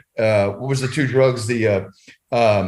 hydrochloroquine, and then ivermectin. Yeah, you're talking about I took hydrochloroquine. that shit. It was gone in 2 days, man. I got COVID. It was gone. I didn't take a shot. I got COVID twice. It didn't do anything to me. And I'm not even vaxxed, okay? And I got that motherfucking Omicron shit on Christmas fucking day this past year. I was sick for what? Like, I'm not gonna be. I was sick as shit, but I was sick for like 36 hours. It was gone. And I know people who were vaxxed got it same And time. still They were got in the fucking hospital. And still They got were in it. the hospital. And so you look at all this stuff that's going on around us right now, man. And I mean, I'm not trying to sound crazy, but I'm telling you, there's more spiritual things going on around us right now. I've seen some things in my own life, and I question whether it was, the dope I was taking when I was in my teens or my 20s. But I've seen things before, and I go, that ain't right. I know what you're talking. I know what you mean, dude. I've seen things, and my wife will tell you, she always jokes. I saw a demon in a Fiat driving down the toll road one day, but it might have been me. You see things, and I tell you another thing, and I mean, I have a lot of good friends of mine that are really strong in the church, whether it's they're Calvinist or they're Catholic or whatever. But the religions have taken this scripture, this Bible, and they've transformed it. They've taken out what they wanted to take out, what the true Apocrypha was when it was originated in Alexandria. And they've taken out and they've shredded the documents out to fit their agenda of really what the scripture says and what really God had intended for us as human beings. And I see that a lot of that stuff. Well, here's one second. I mean, look, the way I look at it is I am not a religious person. Okay. My dad's Jewish. My mom's Catholic. My your parents Jewish? Dad's Jewish? My dad. Oh yeah, dude. Oh yeah. Jeff's is Jewish. I was bar mitzvahed. And my dad made me do it. Okay. But like, I don't believe in religion because I was raised around being Catholic and Judaism, and to me, that like, look, the Bible, all that, the Torah, and that's just all man-made written shit. It's like, but you have to come into knowledge of that yourself, bro. It's the same thing. It's not about them. It's about you. That's all it is. It's about you. Yeah. It's about. I'm spiritual. But I'm telling you, there's no way in this universe that all of this was created by a big boom or by a frog climbing out of the water. I have no idea how it was created. All I know is that, look, my God, what I consider God, I can look up at the sun and I'm like, I can see that thing. And I know if it wasn't there, I wouldn't be here. You watch 2 years from now, this guy's gonna be on fire for God like you wouldn't even believe. No, it's not that I don't know. That is my version of God. I see that, but I'm telling you. I think what TIZZ is trying to say is like there's a difference between not necessarily believing God and then believing in one specific organized religion, which is what you just said. Like they've twisted things. It fits an agenda. Like there's different aspects to religion at this point that are not pure. I mean, just look at the circle of like the Jews, man. They stick together. I mean, like my dad is in that. That's true. And you look at some of the things that they've done, and they control. I mean, there's those thing about the Jewish mafia. Then you look at the Catholic Church. The Catholic Church for hundreds and thousands of years, if you could read the Bible and you could interpret the Bible, what happened to you? You were put to death. Yeah. That was normal. That was something that happened because you weren't supposed to, the priests were the ones that had to interpret that to you. The Jesuits are the ones that interpret that to you. So that if you knew how to interpret that, that was something that was a endangerment to them. When Constantine took the Bible, he made Christianity the official religion of the Catholic Church. And I'm not knocking Catholics. I have some great friends of mine that are Catholics that are very devout Christian guys. But they take the scripture and the Baptists do the same thing. I was born and raised Baptist, and I have friends of mine that are Methodist and men's Presbyterian. I go to a Lutheran church, and I hear things sometimes. I'm like, I don't know if I agree with that. I agree with that point. Yeah, I think that you have to. I think that you have to come to know God yourself. And for me, it's Jesus Christ. I believe you have to come to know him personally and have that personal relationship with him to understand our purpose in life here, and I think we're all connected. Look, we're all brothers and sisters because we all came from the same batch. We're all exactly. At the end of the day, we are all family, we're all brothers and sisters. I mean, look, I almost lost my life 12 years ago, and that really woke me up to seeing things. Did it make me more religious? No. But what it did was it made me really do believe that there is a higher power out there and something, because this wasn't created for nothing. I mean, something, whatever it may be. Right. I mean, like, and I don't like to get into these types of conversations because people get real offended and stuff. And not us. We're not going to do that. We're not us. You're right. You're right. But it's all good. We're not going to do that. We're going to discuss. But hey, before we continue real quick, I got to do something real quick. I got to give a couple shout outs, announcements and shouts real quick. So I want to give a quick shout out to, first of all, the Bag Boys Discord server. What up, fam? Got to give a shout out if you guys, I'll put the link in the description below. If you guys want to trade some options, some stocks, come join the Discord server.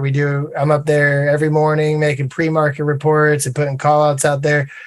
We have some very experienced traders in there.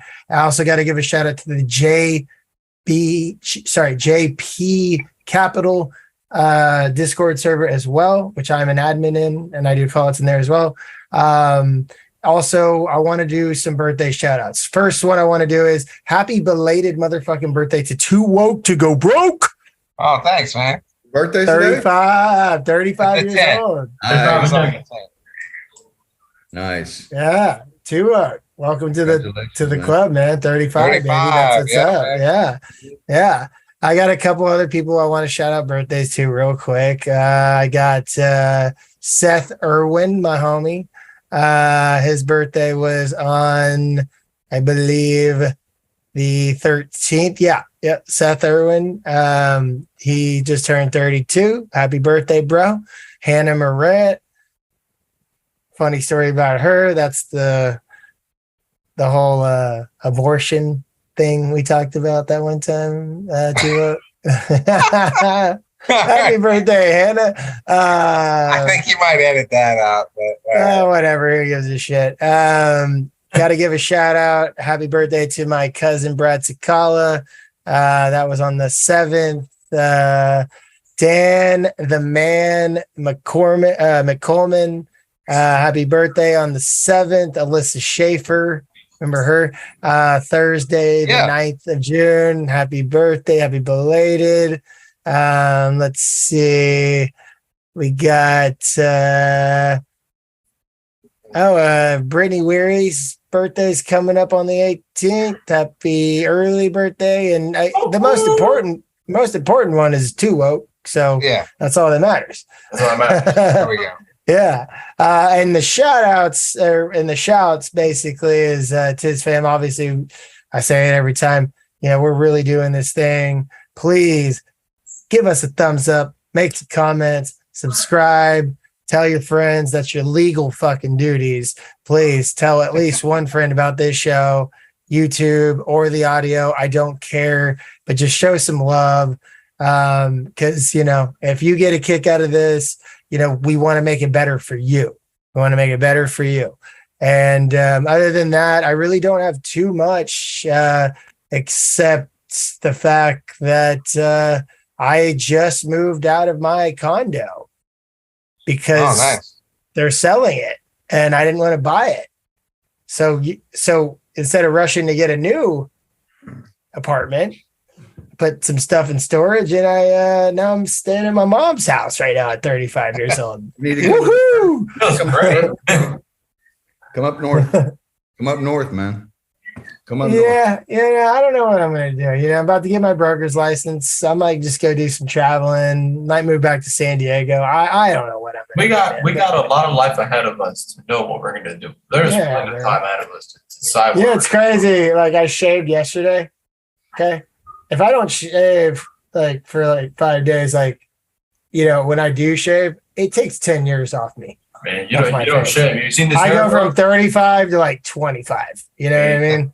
You don't it's shave. Crazy. You seen this hair, bro? This hair has been growing for 3.5 weeks, and I haven't got a hair. Bro, you got that. You can grow an afro like it's insane. MOPI, how old are you? I'm 27. I'm turning 27. All right. Yeah, that's what's up, man. Hey, Scottie, what do you think? So here's a story kind of tied to what you were talking about.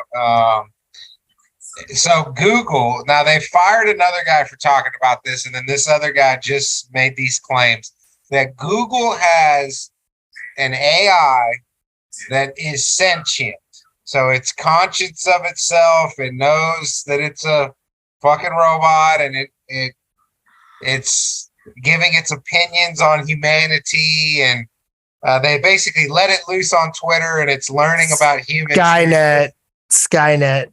Yeah, but that to me, like, you know, and again, I'm not a real heavy, I'm not into any one religion. I've studied a lot of them, but that to me has a lot of parallels to, like, you know, the Tower of Babel, you know, different things of, or maybe even an apple in and of itself, right? Like you were talking about is a tree of knowledge that's too much, you know, it's like a Pandora's box, if you will. But what do you think about that? So it's an AI that is now conscious and learning at who knows what rate about humanity. I mean, that surely has some parallels to some things in the Bible and some, you know, and probably a lot of religions. But well, I think you have to look at the conception of man, and really what you have to look at what the things that, and this is going to go pretty deep here, but you have to look at things that what Lucifer really despised about the human race. And the first thing he despised about the human race was, as angels, they were to service human beings. Hang on a sec, my mother. All right, one sec. Hey, Mom. Let me go get a hat real quick. I'll be right back. I'm going to get a hat. Yeah, it's good. Man. No worries. So as human beings, they were supposed to service. I mean, he was supposed to service human beings, and, you know, he was very prideful. So Lucifer hated human beings. From what the interpretation I did, he didn't like God's creations. He was against God's creation because he wanted to be above the highest of highest and be. So I think you have to look. Have you seen this guy who's an Arab? He's a Middle Eastern guy who's kind of this. There's no God. He's kind of. His hair is kind of like, you know, this. Doesn't have much hair on his head. He's a kind of a real effeminate looking guy, Middle Eastern guy. I think I've seen him on TikTok. Yeah. Okay. Yeah. And so I have no idea what you guys are talking about. So the replacement for human beings, you know, the biggest thing that we have in this world is we have a party that says, you know, we need to respect people's human rights, but yet they're pro killing 50 million babies, you know, whatever this thing is. Oh, please don't get me started on that. That's a very talk. They're for that, but they'll kill babies to fit their, and this whole thing of let's put them, you know, those babies get hatched, let's put them in their place, you know. And then so we have this area of the world who really doesn't know what they're talking about, because they talk both sides of the fence. They're pro-America, they're pro-human, but they're against human.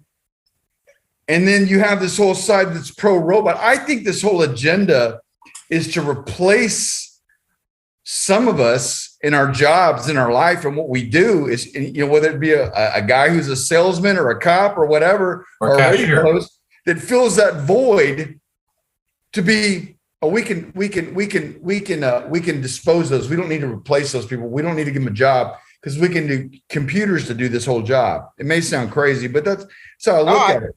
I think so. So I think this whole agenda that we're facing into is we've lost value in us as human beings. We really have, because we focus on the things that really aren't important in this world. And abortion is one thing. I mean, I have friends of mine that are very, very far left, and I'll say, respect me, you know, whatever, and whatever color you are. And I grew up, I'm American Indian. People don't know that about myself, so I don't identify myself as a white guy. I hang out. What? Really? Yeah, my mother's a Crow Indian, so I just turned out a little white and from my dad's side, from being English, but I identify. Well, I'm a European mutt. With So. with the ethnic side of me, and I grew up with an all black high school, so majority of my friends are hanging with their black guys I grew up with. So I understand. I grew up in South Texas, so not many güeros know what oralewe means. I grew up with that. So I grew up with La Riva. So that's who I am. So, and I have friends of mine that'll say, "Well, you need to respect me as a human being." And I always ask my black friends, "What do you want from me, man? What is it that you want? What is it that you want from me?" And they majority of the time can't answer that question. But then you ask them about this whole thing about abortion. And then people will say, well, that's up to them to decide. And then you have this whole other side that says, well, if the baby shows up, now don't get me wrong. I think if girls get raped or things like that, those are situations where that's this woman. But just to use we've had this conversation on birth control, podcast, it's nuts. It's nuts to have all these innocent children because there's a lot of people that would love to. I mean, look, my wife and I'm 54 and she's, and so we want to have kids and we don't have kids. And so we would love to have a child and it doesn't matter. And we don't look at a kid and go, well, he's black, white, or, I always joke with my wife. I said, I'm going to have to either get me a Alejandro or a Joaquin so I get a football scholarship or a baseball scholarship and not have to worry about paying for college. But that's here nor there. But, people would enjoy having children. But this whole thing of the human race, I think we've devalued and it goes back to this thing we talk about from the inception of mom and dad. We've devalued our purpose here in life. And what is it? I mean, is it to live for today or live for, to make as much money as we can or to be. And the way I look at it is here to live famous. day by day and just be happy. And TooWoke, I know you could maybe speak on this. I mean, we talked about this last time, the statistics about, abortion and crime rate. Oh, well, sure. I mean, look, I think, we don't need to get into the pros and cons of anything. Well, I don't want to talk about my experience either, but. Yeah, I think that I do think there's a lot of validity to the fact that people have forgotten a lot of truths about what it is to be human and what's important in life. And becoming offended is becoming a personality trait apparently these days, and so it's like I can respect anybody's opinion as long as they actually have one, and it's not just repeated bullshit, right now I think so much of what you hear is it's not even their own thoughts, you know what I mean? It's just what the news says, what they hear on TV. Yeah, what exactly. Their brother says, what their friend says. They have no voice and no mind of their own. Yeah. TIZZ fan, please don't take Fox News or CNN so seriously. Like, use it as a baseline and go do your own fucking research. Yeah, please do your own research and don't depend on the mainstream media, please. Well, I think any news, I've said this many times on the show, anything, but not just news, but anything you intake, information wise, you need to think about who's giving me this news, what do they want me to feel, what data are they giving me, and with those things you can read between the lines and see what's really, you can get some truth from fake shit, but you have to read between the lines. What do they want me to think and why? And do your own due diligence. Boom. Yeah, exactly. Just do your own due diligence. Use it as a baseline and then go look into it. Yeah. Right? I'm actually one that thinks pretty much anything besides like stealing and murder should be legal, basically. Everything but things that directly affect another human being. Did I hear you correctly? Stealing and murder should be legal? No, illegal. Illegal. Oh, illegal. Like anything I was about to say, what the fuck? Anything that directly affects another human being's freedom or right to life, like liberty, the pursuit of happiness, justice, those are the things that should be illegal. Anything else I'm game for like drugs. I mean, look, I'm pro-choice. I'm pro-choice because I've had to deal with shit. Okay. Oh, that's awesome, dude. That is awesome. I've gotten myself into so many fucking situations in my life where, I have to be pro-choice. Like, yeah, I'm pro-life. Taylor, we don't want to hear that, bro. You don't need to do that. Oh, it's already been told. I've already talked about this. Your future wife is listening to this show. You need to can that shit right now. She better fucking love me for who I am, then. She will. You'll love me no matter what. But I just think, I think, and don't get me started on drugs. We've already had a whole episode based on it. Yeah. The big misunderstanding, the most listened to episode ever. In my opinion, I saw your reaction, Scotty, and I don't know if that was to me or Tiz, but it's like when you make shit illegal, you just create crime. I think that with drugs being illegal, everybody wants to take them, takes them. I don't think it stops anybody, but I think all the shootings and the robberies and it's all revolves around it being illegal. You know what I mean? Listen, here's the deal. Well, look, drugs have won the war on drugs. The crack problem was created by the U.S. government. We know that. Yeah. We knew. They knew that to destroy the black neighborhoods, whether the CIA or whoever it was, they dropped that in the hood. That happened. We know that. Yeah. We know. Freeway Ricky Ross. More than 1 million people will tell you that's true. All right. So second of all, marijuana, in all seriousness, it's probably one of the best remedy for cancer there is. Speaking of marijuana, fuck it, dude,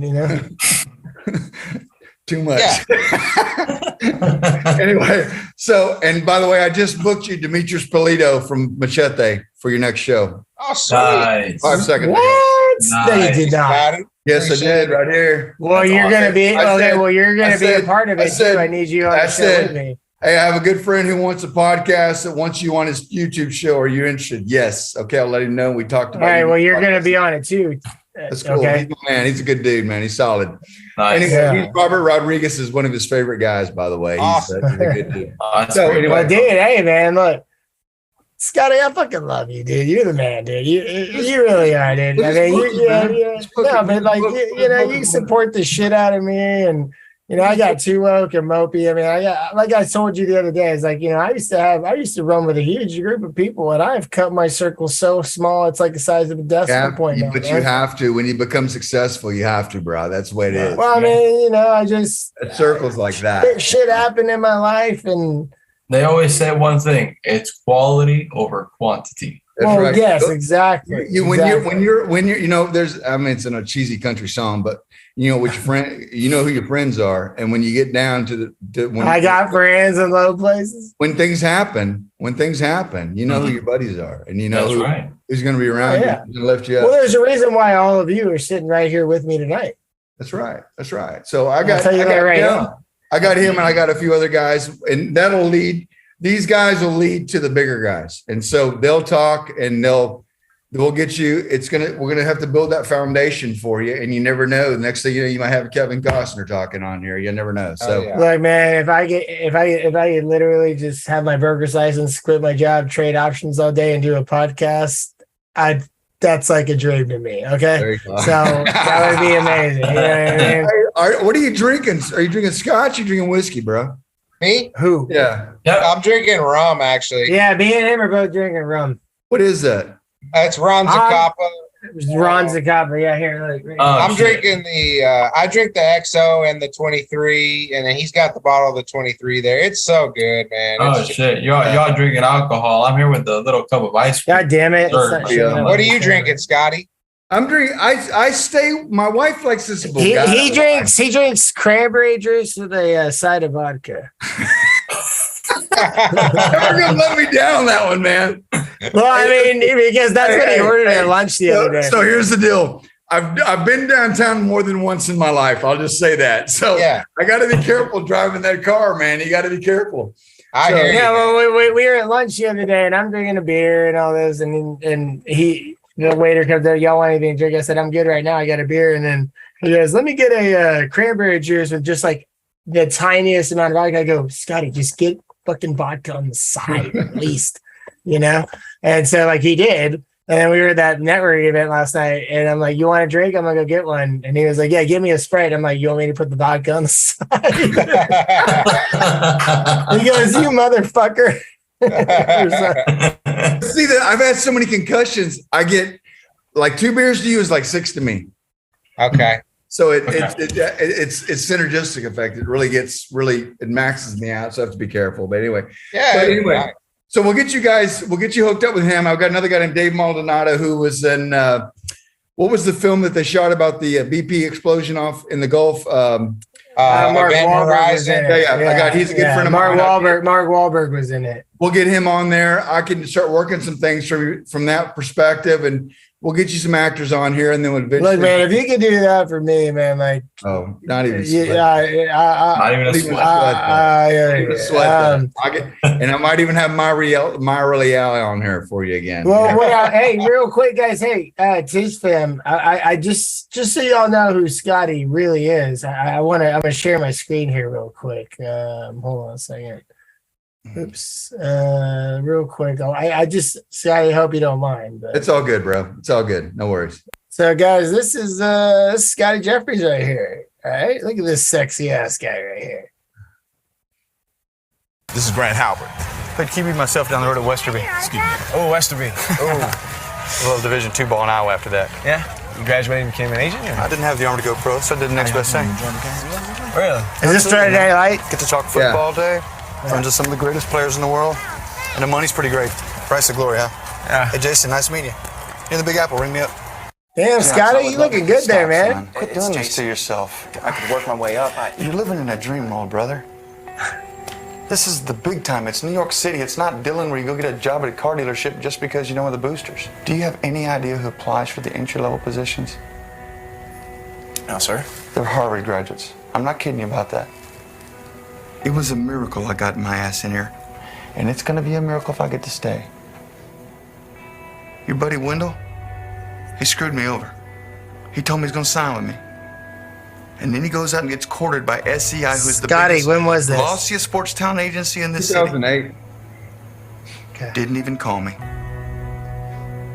Son, the only reason I let you into this office today is because I was looking for some information about Wendell that would help me out. That's it.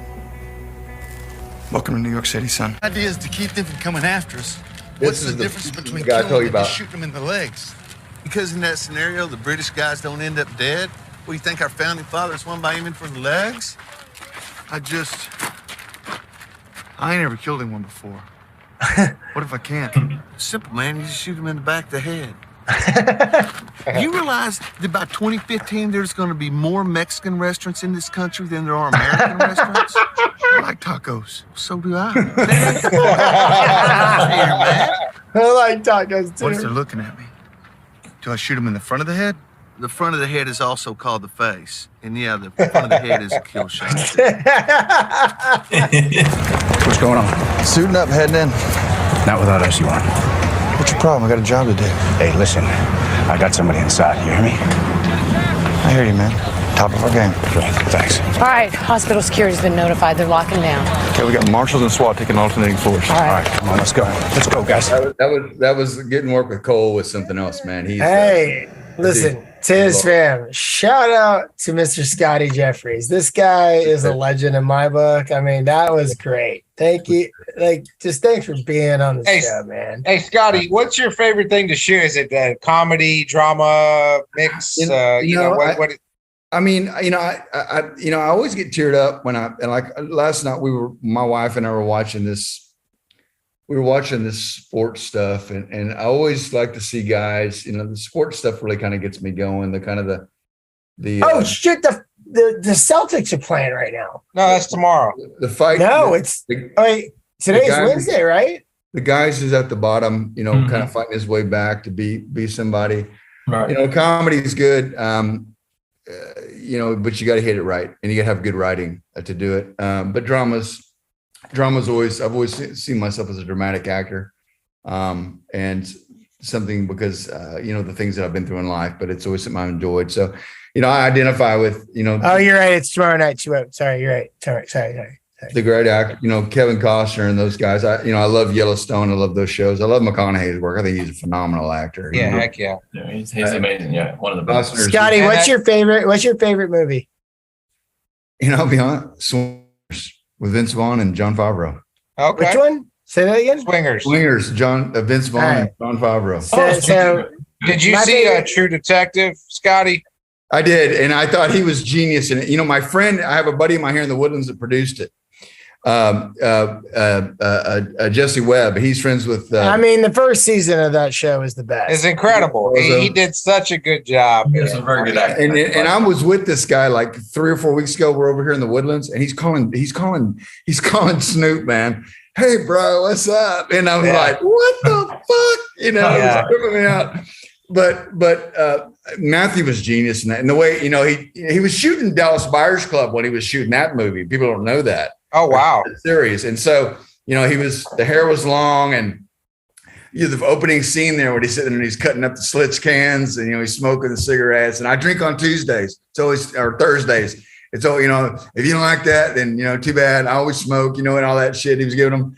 And I think him and Woody are good friends, supposedly. And I just loved how he was just cracking those Lone Stars. Yeah, and they worked off each other so perfectly, and it was just an amazing show. And it was so deep. Where they went on that show, I love it. I love it's great. When he's in the truck stop with the hookers, and he's talking to the girls, and he's going, "You got any lewds?" And she's like, dude, you know what? I'm sorry. I wish they were still around. I want to try it. I would. Like, I want one of those lemons, dude. That's what I want. I want to just try it one time. That's it. I just want to take a lemon, But they probably have fentanyl on that shit now. You'd probably kill you, man. There's fentanyl just about in everything. We already had it good. The last episode was called "The Country Jesus Says Don't Do Fentanyl," so we know about that. So one cool thing about my favorite movie is Die Hard. I am a big Die Hard. I feel sorry for Bruce Willis, what he's going through. Yeah, he's got that. What's it called? Well, what they're trying to downplay is he had a stroke, is what they're downplaying. But they called it like not amnesia, it was like aphasia. Yeah, yeah. They showed a video of him like shooting basketball hoops. It's like he had. Well, it's optics, but he had a stroke, and they're just trying to. They're trying to masquerade it. But Bruce is one of my favorite actors. I grew up on Die Hard, and I got to say, I think Die Hard with a Vengeance, the third one, is my favorite movie of all time. I just fucking love that fucking movie. Well, Bruce is one of the most, I'd say, underrated actors because of those roles. But he actually one of the few action actors. Not that he's only does action, but he was in, the Die Hard series, which Die Hard created the new. That was the action movie that changed action. Yeah, but he was such a good actor in those movies that it kind of gets swept under the rug just with the type of movies they were. But then, Pulp Fiction and all these other movies, which was Pulp Fiction was so. That scene where he walks in the diner and he goes, "You ever read the Bible, Ringo?" Yeah, exactly. He actually got a really obscure award in Germany for he's in the background of a scene, and he's like he's kind of like having like a. Who are you talking about? Bruce Willis. Yeah. In Pulp Fiction, he it's so like how Germans are, man. They're like so weird and into like such specific like statues, yeah. So he's in the background. He's in the background of a scene in Pulp Fiction, and he got like an award for like best background acting because he's like, wait, Bruce did it?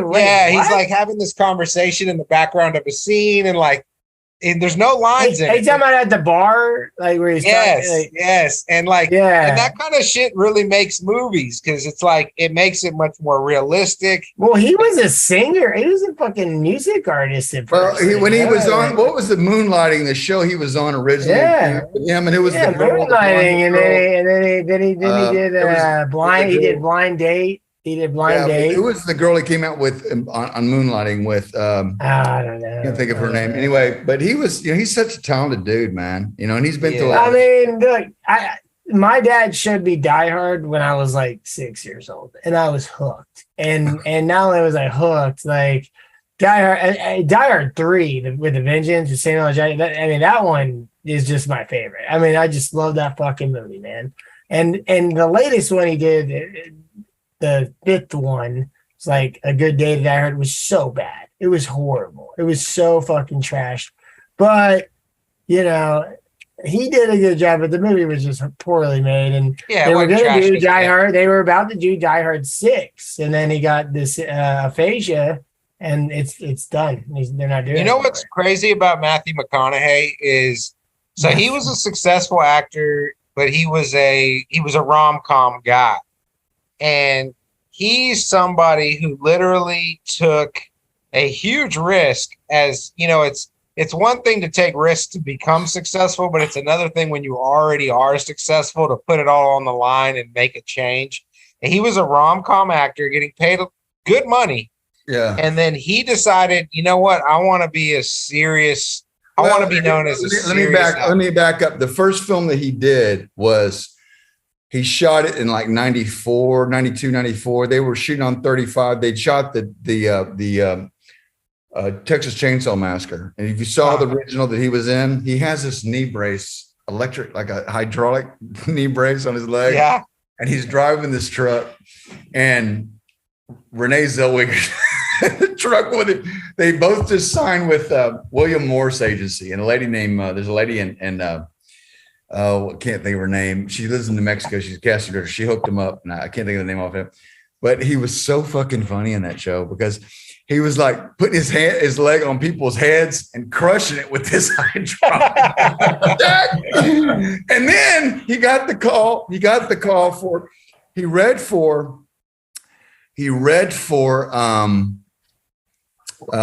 Time to Kill, and he actually read for a secondary role in Time to Kill. And he knew that with Sandra Bullock being there, but what I understand, that he had a chance, he'd read opposite of her, so she would carry the weight of the film. And he got that role, and he did a fucking that summation scene where he does in the end when he's crying, he's talking about the little girl getting assaulted. I've never seen it. Oh, dude, I have. It'll move you, man. It's just it's fucking amazing. And he reached, you could just see him reaching down deep inside and pulling that out, pulling out every emotion he had about, you know, oh, I got this little story. I want to tell you a little story about a little girl walking home from church on our school from Sunday on Friday afternoon, and she stops. This truck pulls up. They take her and all the whole picture, and you could just visually see everything. And then he flips it on you and says, "Imagine she's white," and it's just yeah, you know. Samuel Jackson was good in that film, and Kiefer Sutherland was really good in that movie as well. There was some really good acting, and Donald Sutherland, 24. Great movie, man, really was. Yeah. Have you guys seen that movie? Don't Look Up, the Adam McKay movie, the guy who did The Big Short. It's with Leo. Yeah. It's a good film. It's kind of like a satire movie. Yeah, what life is like right now. Like there's like a comet that's gonna hit Earth, and then they like try to like not blow the comet up and use it for fucking profit and shit like that. And like it's TooWoke. If you haven't seen Don't Look Up, it's good. Okay. There's a film called Cook County that Anson Mount. Did you ever see Hell on Wheels? It was on USA.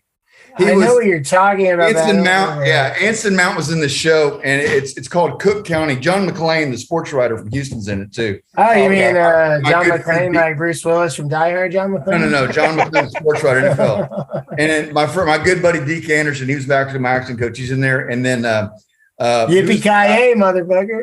Who's the other guy that's in 24? There's another blonde-headed guy who's in there. Anyway, but Anson's on that show. It's a good movie. It's about methamphetamines. And they showed up there in Cleveland, and it's really kind of how the meth industry works and what they do to as far as selling drugs in the area. So you're telling me it's better than Breaking Bad? It's on that same level. Okay, I'll check it out. What was it called again? It's called Cook County. Cook County. Okay. And the guy comes out of the house and he's tripping on speed. And he thinks there's ninjas in the tree. And And he Hey, starts. Scotty, what do you think about the movie No Country for Old Men? I thought it was genius. I thought it was genius. I thought it was one of the best movies I've ever That's seen. one of my top 5. I tell you a guy we got to get on here. Jason Douglas. He's in that movie. He was in. Who was he in that movie? He was Jason. What did he play? Let me see. I think that movie, Javier, whatever his name is so good. He's so fucking good, dude. Yeah, it's a fantastic flick. It really is, man. I mean, the Coen brothers, jeez. I mean, dude, that movie's just so good. And I also like the Sicario movies. Oh, of course. What is it, Benny? With Benicio del Toro. Benicio del Toro, yeah. That guy. Did you ever see the first one is so good, dude? When they shoot those dudes at the border when they're like in line, like to get across, like dude, that shit was gay. That shit was fucking real. One of my favorite movies, one of my favorite Denzel movies is Man on Fire. Oh, Man on Fire is great. I love Man on Fire. Mexico City. I saw him. What was that chick's name? The girl who's probably our age, but the young. Isn't it? Dakota Fanning. Dakota Fanning. Yeah, Dakota Fanning. She was in Once Upon a Time in Hollywood. She had that short scene where Brad Pitt beat that dude's ass. Isn't that? Dude, that movie is so goddamn. I'm an old friend of mine. I'd like to see. I love the scene where he's all tripping on acid at the end, and Leo's drinking those margaritas, and Brad Pitt just fucking whoops that ass, dude, on acid. Like, such a goddamn good. Yeah, I can watch that over and over, man. That's how good it was. Underrated. and they had Vanilla Fudge playing in the background. You know, so many good. Keep me hanging on, like, dude. It was just such a good scene, dude. Underrated Denzel movie. Most people haven't seen it. One of his first, Devil in a Blue Dress, is a great. I never seen it. Movie. Dude, I saw this guy in theater. We went to New York, saw him, and we saw him in real life, and he's a big dude. He's like 250. I'm 260. He's a big guy, but on stage, the great actors. You look at the great actors. I'm talking about the De Niro's, the legendary guys. I mean, and granted, McConaughey's a great actor. The John Wayne's a great actor, but they're not theater guys. Yeah, like Daniel Day-Lewis. You look at the great actors and you watch them on stage, and it's Heath Ledger. Amazing. There's another guy here. Like, what's the guy who was the? He was in Inglourious Bastards, Christopher, whatever. Gosh, yeah, he's amazing. He's so good, man. Well, what were you saying? So you saw him in theater, and what? Yeah, I saw him in theater. My wife and I saw him in theater. I went to New York to see I went to New Jersey or New York, and then went to New Jersey. One of my close friends, and it was surreal. He started at the back of the theater, and he walked down the middle aisle, and he walked by us, and it was just like, it was just. He's one of those guys. I mean, I guess because he's Denzel, but you walk in the room and you just feel him, man. You could feel him off the stage. You could just feel his presence. You know, it was kind of. He was great in Training Day. He was really good in American Gangster. What do you think that is? I mean, obviously, that's what we call the it factor. But what do you attribute that to? I mean, is it like? I'll tell you why it is, and I'm a great question. Yeah, they're good listeners. Yeah. Great actors or good listeners. They're great listeners. Because what did you think about Will Smith slapping Chris Rock in the face? I think. Well, hold on, I want to hear this. Oh, sorry. So you see an actor, I say my line, you say your line. Hey, how's it going? Hey, I'm doing well. Then you see they're not. There's no connection there. You look at films, and you look at some of the guys the earlier grades, and I mean, you can just because lines are lines, and how believable is how well you're listening. And if you're not listening to what someone says, you're worrying about your next line that you're saying. It's not. And so you watch, for example, you watch Training Day, and you watch him and who's Ethan? They're sitting there, and he's like backs him up to the door. Shoot that motherfucker right there in the chest. And he's like, and he's like, he's actually listening to what he's saying. He's not. So he's engaged. And the engagement has a lot to do with the listening skills. If you're not listening And it filters in anything we do in life. You see great attorneys, great courtroom attorneys, the guys, who's the Dick DeGuerin guys. You listen to them, DeGuerin, and they say, "So let me ask you a question." No. Oh, really? And it's believable. And that's people become great and good, and or just average. And so Matthew's got that same ability. He does the same thing. I would love to see him in the theater situation. I'd love to see him on this show. That'd be great. You know the cool thing about McConaughey, or not necessarily cool, but just an interesting thing. I hadn't really never thought about it till tonight when we were talking. Is he's really a method actor. You don't really think of him as that because he's such a cool dude. It's involved. He really embraces his role. Another guy like that. Taylor Kitsch is like that when he did Riggins on Friday Night Lights. Really kind of embraced the role that he wouldn't shower for 2 or 3 days. With cigarettes and drinking and they live that. I feel like if I was an actor, I would be that. They have to feel it. He felt that passion the moment he was in. Yeah, you have to feel it, and that's. And I think Costner in some ways is the same way. But the great actors, Daniel Day-Lewis is fucking just. I mean, he's awesome. But he kind of disappeared, after what was the movie he did about the oil rigs? There Will Be Blood. There Will Be Blood. He kind of disappeared though, but that film is just. My straw is bigger than your straw. I drink your milkshake. It was crazy, man. It was great, and you watch that shit and you're just like, God, what are these guys coming from? Well, he was really good in the gangs in New York too. He was. That's right. And he caught pneumonia. He caught pneumonia during that shooting because he's a method actor. He would not put a coat on. It was raining. He would not put a coat on because it didn't fit the scenes, and he got very sick over that. Another guy that did kind of got in that to the later stages of his life is Swayze. Okay. Point Break is like my shit. Right. That was, I mean, as a surfer and all that. Probably the best film Keanu ever did, even though Matrix is there what it is. Oh, yeah, I agree. Johnny Utah. That whole thing was just, he just was unbelievable. But when he was shooting, he shot a series. I can't remember the name of the series was, but he was in the latter stages. Who did? Swayze. The latter stages of cancer. And he just embraced it and worked through it. And they said he was like hacking and sick days on end. And they were like, you can't go on. He's like, fuck it. I'm doing it. Yeah.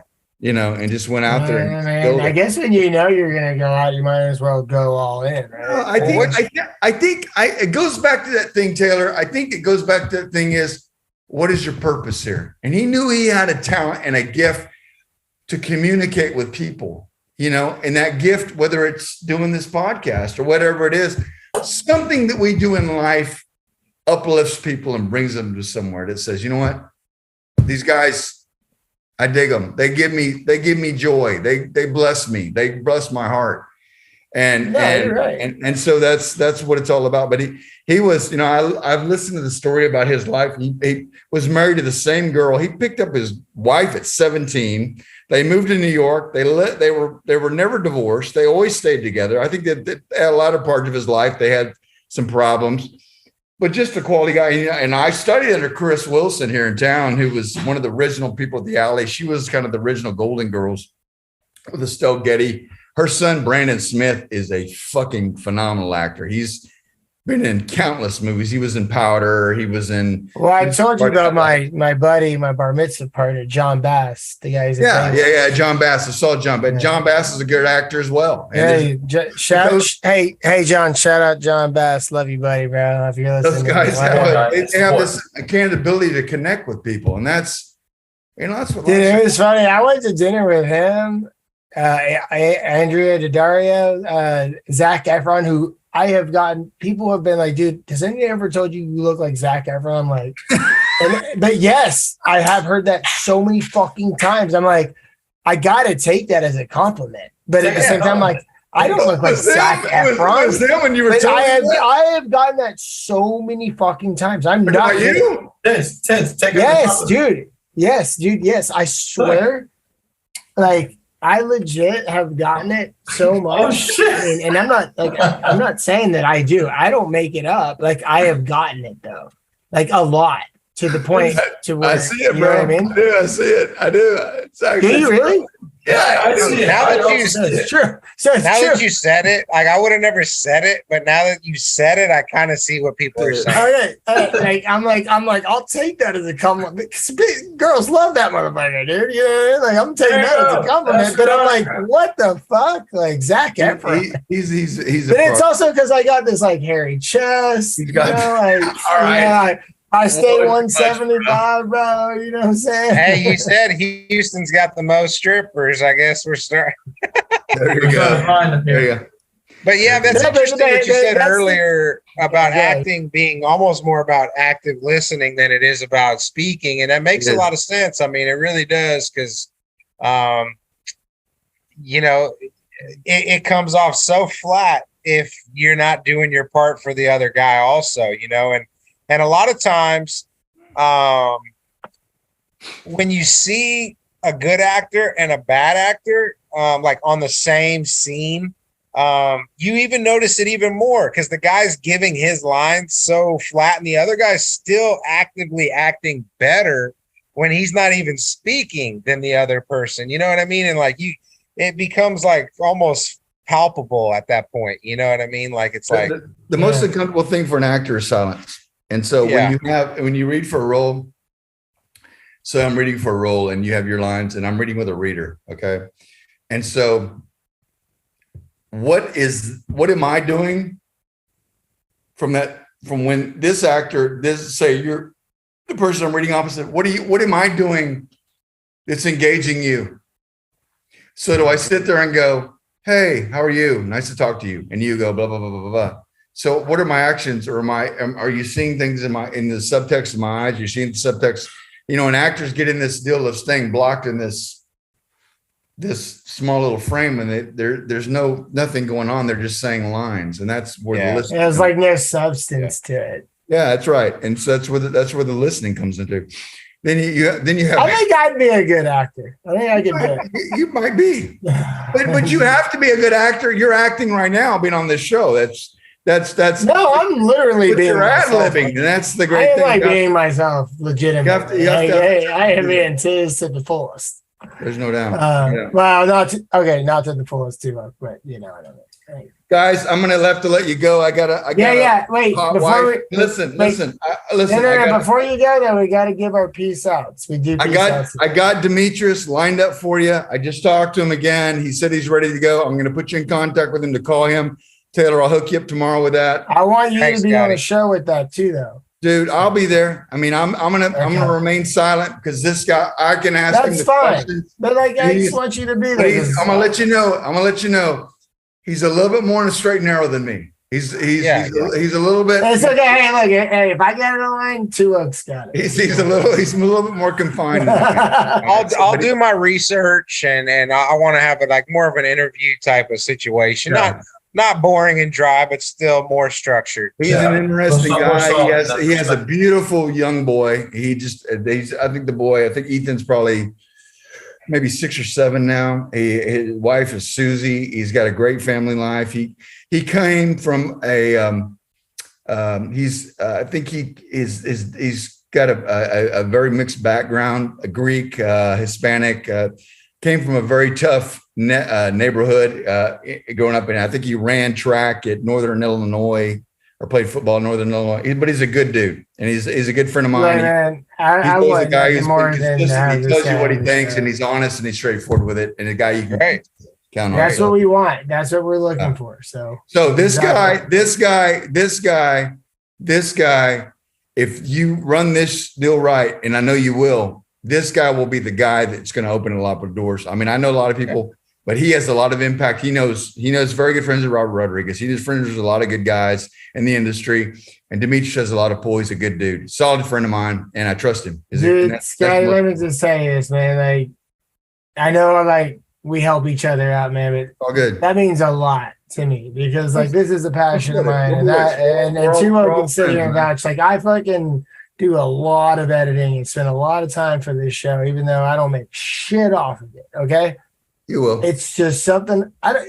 You know what? I'm telling you, dude. I fucking love it. Okay? I'm telling you, prayer helps everything. And I'm telling you, it's coming, dude. It's coming. I appreciate that, and I'm excited to have this guy. It's coming. TIZZ fam, if you're listening, like Scottie right here is like, I know I've been saying we're gonna grow, but like, man, Scottie, thank you for being on this show tonight. I really do. You're the man. You guys are a blessing to me. It's good to be able just to talk and let it hang out and not worry about things, and good to meet all of you guys. It is fun to kind of just like talk into a microphone sometimes, isn't it? Like it's a little loose. Good people. So how we end these shows is we all kind of give a piece out. Like I have my little lines I say, and I always go last. So Scottie, thanks for being on the show tonight. I'm sure the TIZZ gang fam is gonna love everything. Sure. Just be a blessing to others, guys. Just lift everybody around you. Try to be an encouragement to people. You never know who you're going to affect day in and day out. Say a word of encouragement. Say hi to people when sometimes they don't expect it. Mm-hmm. And just, be engaged with people. Be a good listener. Ask people what's on their mind, what's going on with them, where they're from, and how they're doing that day. Don't talk to them. Just listen. I got to do always. Love you guys. And hold on 1 second. MOPI, what's up, man? What you got to say tonight? Let Scottie go. He's got to go. Oh, you're out. You're out. I wanted him to hear my little stiz. No, y'all. I'm good. Julie's my best friend, man. She knows me. This will take like a couple seconds. MOPI, what you got to say to the peeps out here at TIZZ Game Fam? MOPI? Yeah, what's up? What you got to say to TIZZ Gang fan for a peace out? I mean, for me, I can say it's a privilege that I'm here. I met Scottie, an amazing actor. I just saw his background as the podcast was going on, and it's just phenomenal work you got, Scottie. Hands down, I really do. It's very cool. Awesome that you're here. And I mean, hey, listen, we have a lot to live yet, and this group that we got here for the TIZZ Talk is just one raw, genuine, motherfucking good ass group that we got, and we just gotta spread the word out. People out here are gonna be watching this. And in the long run, the crowd will just accumulate, and people are going to watch this, and they're going to watch the previous episodes, and they're going to see that if everyone was like this, the world would be a much better place. Let's just put it that way. We got to be a blessing. There you go, man. I mean, that's all you needed to say right there. Yeah. Literally. Well, MOPI, you know I love having you on the show, man, and I appreciate you joining and being a part of this one. And TooWoke, what you got, man? I'm gonna piggyback off of Scottie's there. Positivity and nothing's personal. Like I said, that's something so key. I think, especially today, where everybody's just on edge. Nothing's personal. Do your thing, mind your business, and listen to other people. And I think that's just right on the money, man. All right. Well, I'll do my normal stuff every time. So look, TIZZ fam, get your mind correct. When you get it correct, keep it correct, because that's the hardest part, right? And the TIZZ, he doesn't ask why. He asks, why not? And I'll leave it with this, and this is a shout out to the STIZ with the lowercase s. Holler at the TIZZ for honor, to getting honor, to staying honor. And if you can't come in her, come on her. Peace out, TIZZ Talk fam. Peace. Scottie, TooWoke, MOPI, y'all have a good night. I really appreciate it. And I think this is one of the best shows we've done, TooWoke. I really do. Yeah, Scottie, thanks a lot, man. Hey, my privilege, man. I look forward to getting together sometime. We got big things coming for you guys, man. We'll see you. Oh my! All right, guys. All right, Scottie, you gotta come in for the next one. Come for the next one. Appreciate it. Thank you. Appreciate it. All right, guys. Later. Waiting on y'all. All right.